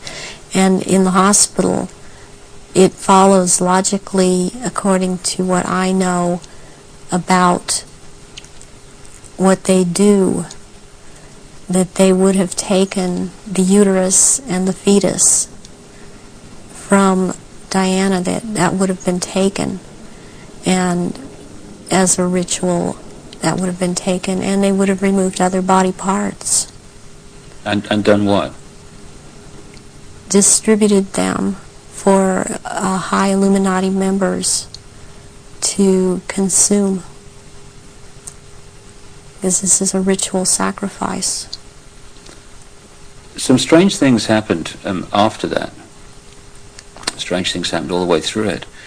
But suddenly the decision was made that she would not be buried in the local church where she wanted to be buried, but on an island among the trees in a lake at Althorpe Park. And Earl Spencer, her brother, claims through a dream he was inspired to put 4 black swans on the lake. Therefore, from your, again, knowledge of the ritual, what does all that mean? Why do that? Because 4 black swans have to do with 4 directions, 4 seasons. They have to do with sealing something for all eternity. To have 4 of something black, like that swan's figure in Celtic mythology, quite a bit in the Druid mythology. And black is the color of Hecate, and also one of the goddess aspects, the 3 goddess aspects that they have, the name is Black Flame or Black Star. And Black Flame means unto death, and so therefore the color black, and somewhere in there would be a flame. The decisions after her death to put her on an island among the trees in a lake and the 4 black swans were all, at least on the surface, taken by her brother Earl Spencer. Have you any experience of him? Earl Spencer I have seen at rituals. He's definitely tied into it. Her family has been part of this. She has this bloodline. I have not seen him shapeshift, but he's tied into it. You've seen him at rituals in yes, which I have. Sacrifices took place? Yes, I have. What about her father? Any knowledge of him? Her father was present at rituals. Her father would have been involved way before Diana was born. For her to have been involved and watch her actions after she was married, cutting herself, being anorexic, being bulimic, these are so indicative of someone who has been involved in mind control, has been hurt, and has been forced to follow mind programming. That this would have started when she was a little child, and her father would have been involved. So if they got her into this mind control stream from birth, presumably they would have been able to shape events right from that point to the 13th pillar. Yes. Yeah, they would have. When somebody becomes what we call multiple personality disorder or dissociative identity disorder, there are many programs that are induced, that can be induced at any point. I mean, you've got the machinery in place when they're a very small child, and as they're grown, they can install programs at any point and have different parts hold these programs, and they can be made to do just about anything. They're taught things such as red light is a green light, go through the light. They drive faster than they realize they're driving. They are able to memorize or see, just glance at something and right away just pick what the point is that they're going after for some reason, or they can memorize phone numbers in just a glance. The car hit the 13th pillar, driven by Henri Paul, who was missing for 3 hours that night, a man who's been connected to both British and French intelligence. Given the obsession with the number 13, it seems beyond coincidence that with all those pillars in the tunnel, it hit the 13th. Is it possible to mind control someone like Henri Paul so that at speed they could pick out the 13th tunnel, the 13th pillar? Yes, yes, it is. He also, it's very, very possible that he was drugged and programmed in the time he was missing. It's possible for him to have taken medication but not have it affect him at all. Does that include alcohol? Alcohol also, yeah. And then maybe later or not, it would affect him, depending on if that's what the program was, for it to affect him. But it might not affect someone at all. I've been through this myself, so I know this to be true. And what happened to you in this instance?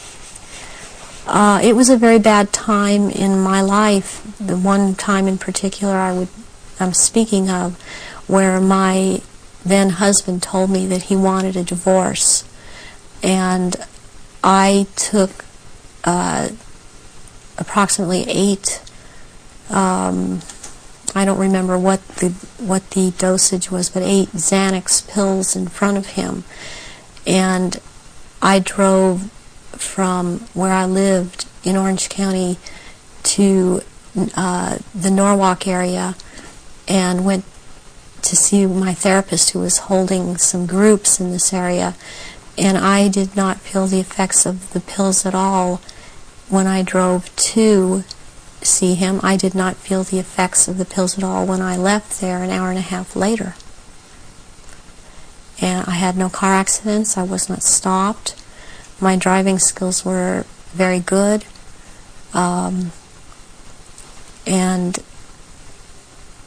I've seen this happen with other people that have had the mind control programming and this DID, and you just swallow up medication and one part holds on to it and it does not affect the body. So if you're in a compartment that is not connected to taking the pills, you're not affected by it. But if you were put into that compartment that took the pills, if you like, you would be affected by them. Yes, and you can also have, what they can do with you is have a whole bunch of alters or parts lined up that, okay, you will be out from this point to this point, and then this next part, will be out at from this point to this point. They can keep going like that. It can be a very complicated, long thing, but they can line them up that way.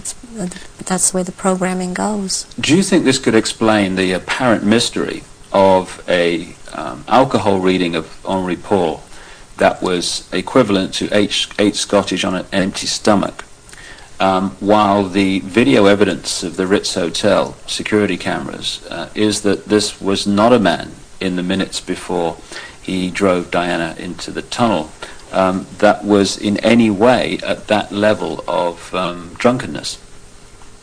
Yes, that can very well explain it. With this kind of mind control programming that they do, once you go into that mode that they want you in, you can be hurt and in a lot of pain, or you can be drugged to the gills, or have drunk too much, and you appear to be in no pain at all, appear to be perfectly with it. and you don't feel it. You feel all right.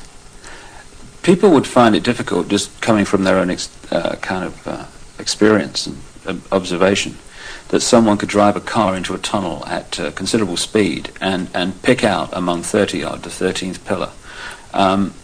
How is that possible to program someone to do that?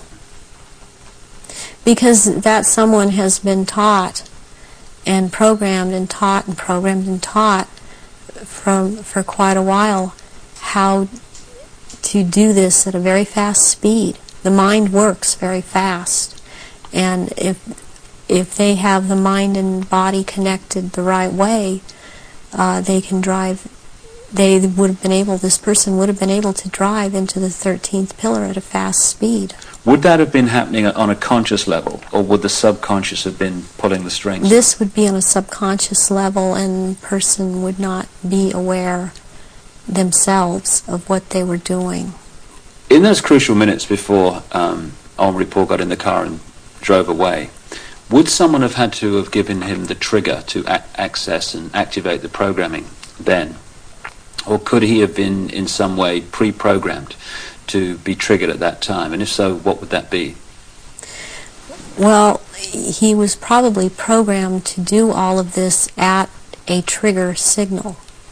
And so what happened is that somebody triggered him with a preset signal that he was told, when you are given this signal, you will act out, but the program was already set to go off when the trigger, when he saw the trigger. What form could this trigger have taken? It could have been a hand signal. It could have been a certain type of handshake. It could have been a color that he saw that was flashed in front of his face. It could have been a certain person doing a hand signal. It's most likely that there was a person present that he was to react to when this person said something or signaled him in some way. Given the extent of your programming from birth, how was it possible for you to break out of it, as you appear to have done now? One thing that happened is that in 1989, my programmer handler died, who was Mengele. And he was in this country so much, and I was around him so much, and he had a lot of control over me. And what happens when a programmer handler dies, they usually have taught the person that they've been working with, to be very, very loyal unto death to them, and that's something that they, in the end, it works against everything, because when they die, even someone else coming in and trying to take over, a lot of these altars are not open to that and are loyal to that one person. And in my case, Baron Guy de Rothschild is the one that tried to take over. And for some number of years, there was a lot of the time, half the time they got their way, and half the time they didn't. And in major things, they did not get their way. One of the things that I went out and did in 1993 was I cut my hair off, and because I was publicly seen and known to have very, very long hair, I could no longer be seen. I could not be seen with my hair cut off short. This would have caused a lot of questions with other people that had been programmed. And they still tried to carry on with other parts where I wouldn't have to be publicly seen, because they still consider me to hold this status, and they still consider me their property. I was always told I was their property. One question that people would ask is, given all that you know, why don't they just take you out? They still have plans for me, and this was told to me just a few days ago by someone else who has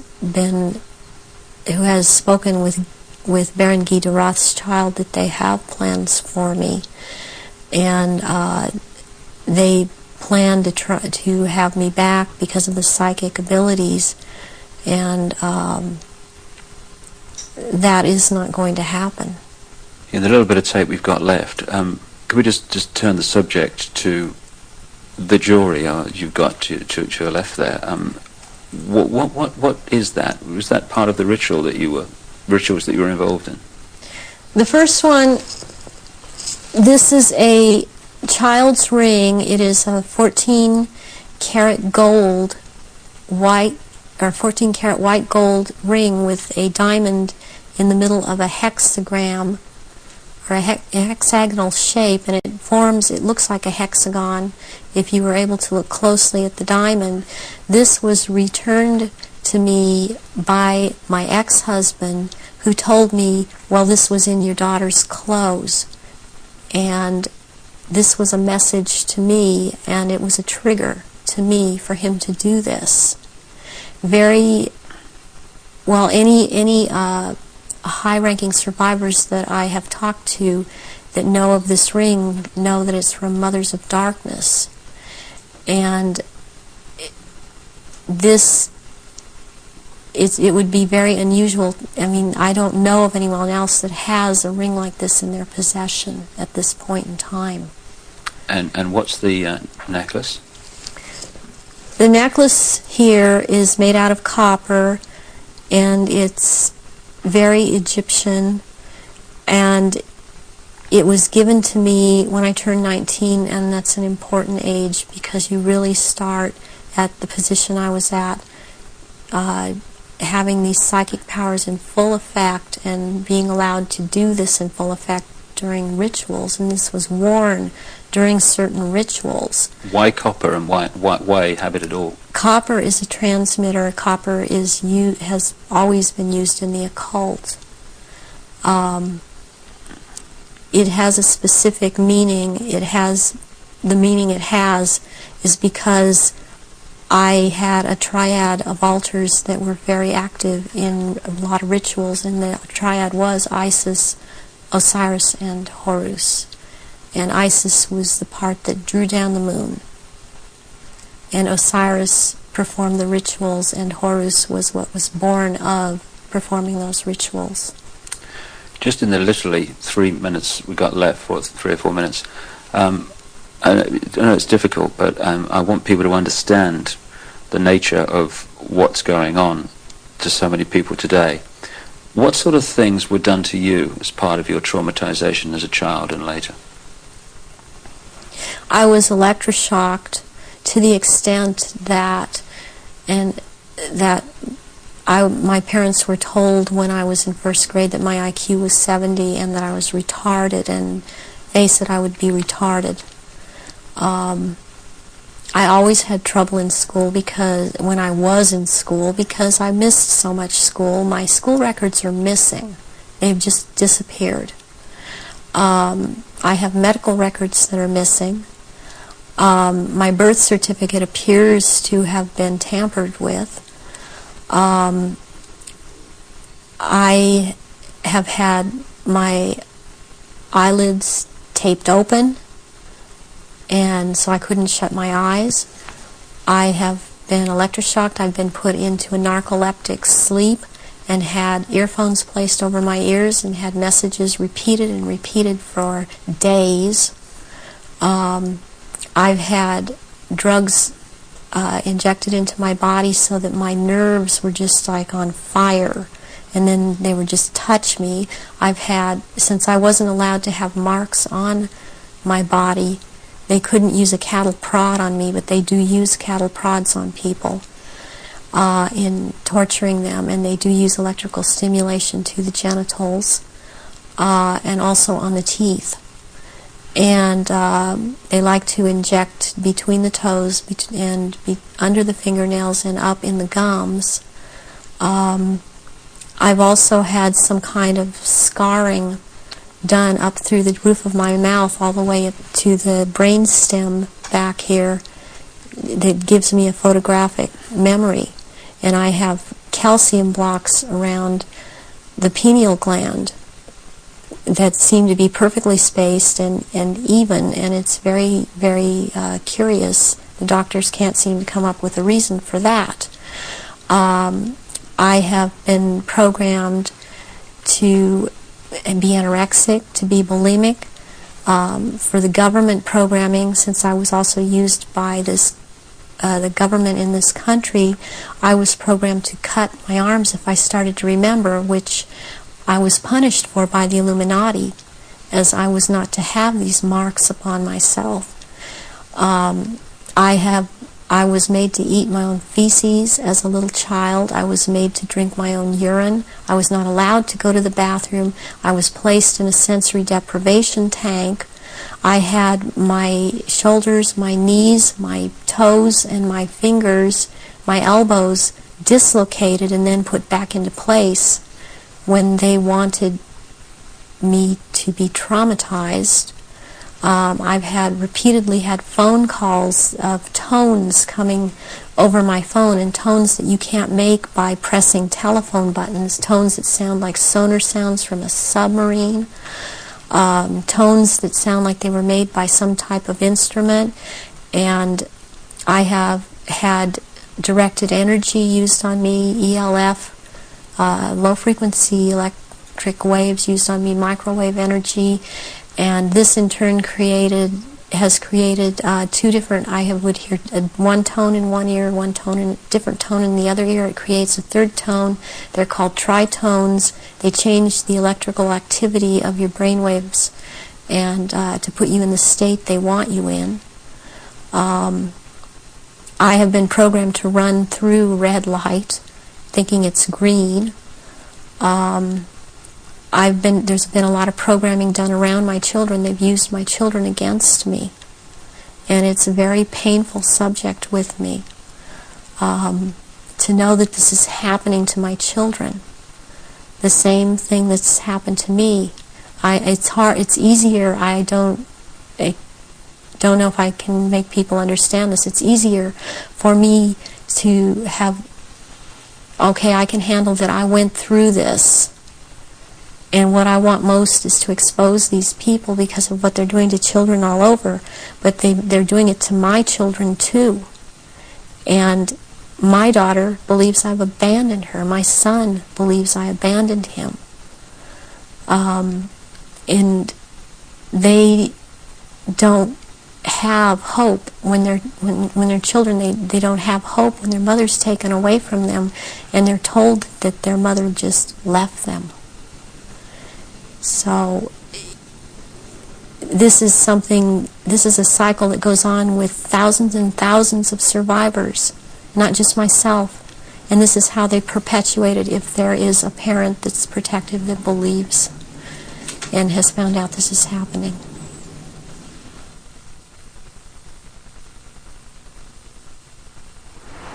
The astonishing revelations of Arizona Wilder, a very, very brave lady who's chosen to stand up and be counted. And only by enough people doing that is this nonsense and this manipulation going to be brought to an end, as it is in the next few years. Well, we've come to the end of our little tour of the centre of global control, and we're here now outside the Houses of Parliament in London, the so-called mother of parliaments, because of course it has provided the blueprint for so many other so-called democracies all around the world. When in fact it's just another vehicle for the one-party state that is relentlessly turning out legislation advancing this global centralization agenda. Not a place of democracy at all, a place for legislating the agenda into reality.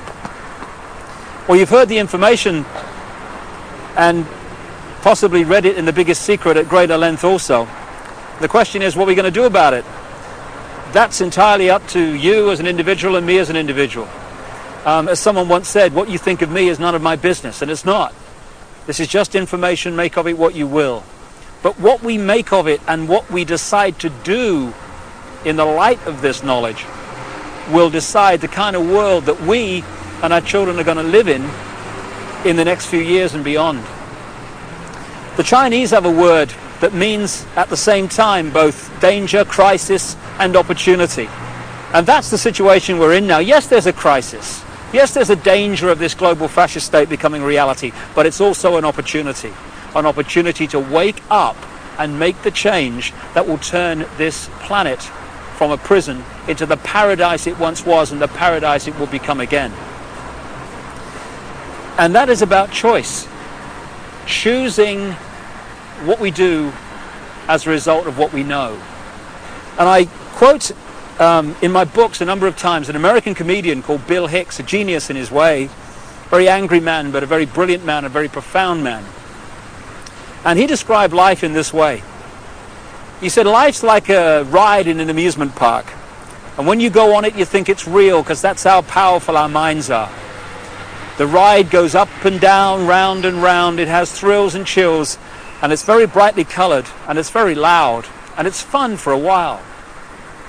Some have been on the ride for a long time, and they remember it, and they come back to us and they say, hey, don't be afraid ever, because this is just a ride. And we kill those people. Shut him up. I've got a lot invested in this ride. Shut him up. Look at my furrows of worry and my family and my big bank account. This has to be real. It's just a ride. But we always kill those good guys who try to tell us that and let the demons run amok. But it doesn't matter, because it's just a ride. And we can change it anytime we want. In other words, it's just a reflection of our own attitudes. And to change, as Bill Hicks said, doesn't need big bank accounts. It just means a choice right now between fear and love. Fear is the four-letter word that has controlled this planet and this human race for thousands of years. Love is the word that will set us free. And that's the choice we face now. And the world that those two choices will create will be so different as to be unexplainable. The chasm between the two, a prison or a paradise. I just want to say one other thing before we finish this video.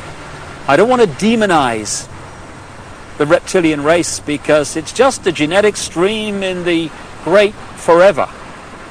I'm talking about a small number of this reptilian race that is behind this manipulation, not the race in general. And indeed, many of the reptilian stream, both in physical bodies and in other dimensions, are working now to help humanity win their freedom, win our freedom back.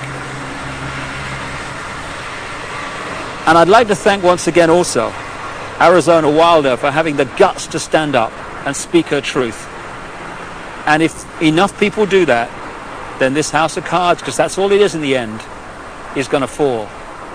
And I'd like to thank also my friend Brian Desborough for helping Arizona and for his own commitment to truth. We're now at the crossroads of the evolution of the human race, or a crossroads anyway. And the good news is this: there is a global awakening going on. I've spoken in something like 20 countries in the last 18 months. People are waking up. They're asking questions. They're seeing themselves and the world in a different light. And this is going to gather pace and is gathering pace all the time. And it's this transformation of human thought and perception that is going to bring the change that we've dreamed about for so long. Dreams are merely imagination, which can be made reality if we're prepared to do what is necessary to achieve that. That's the challenge we face now. It's a wonderful, wonderful time to be alive, and we're all privileged to be here to play a part in setting this world free for the first time in known human history. From the epicenter of global control, but not for very much longer. Thanks for listening. Goodbye.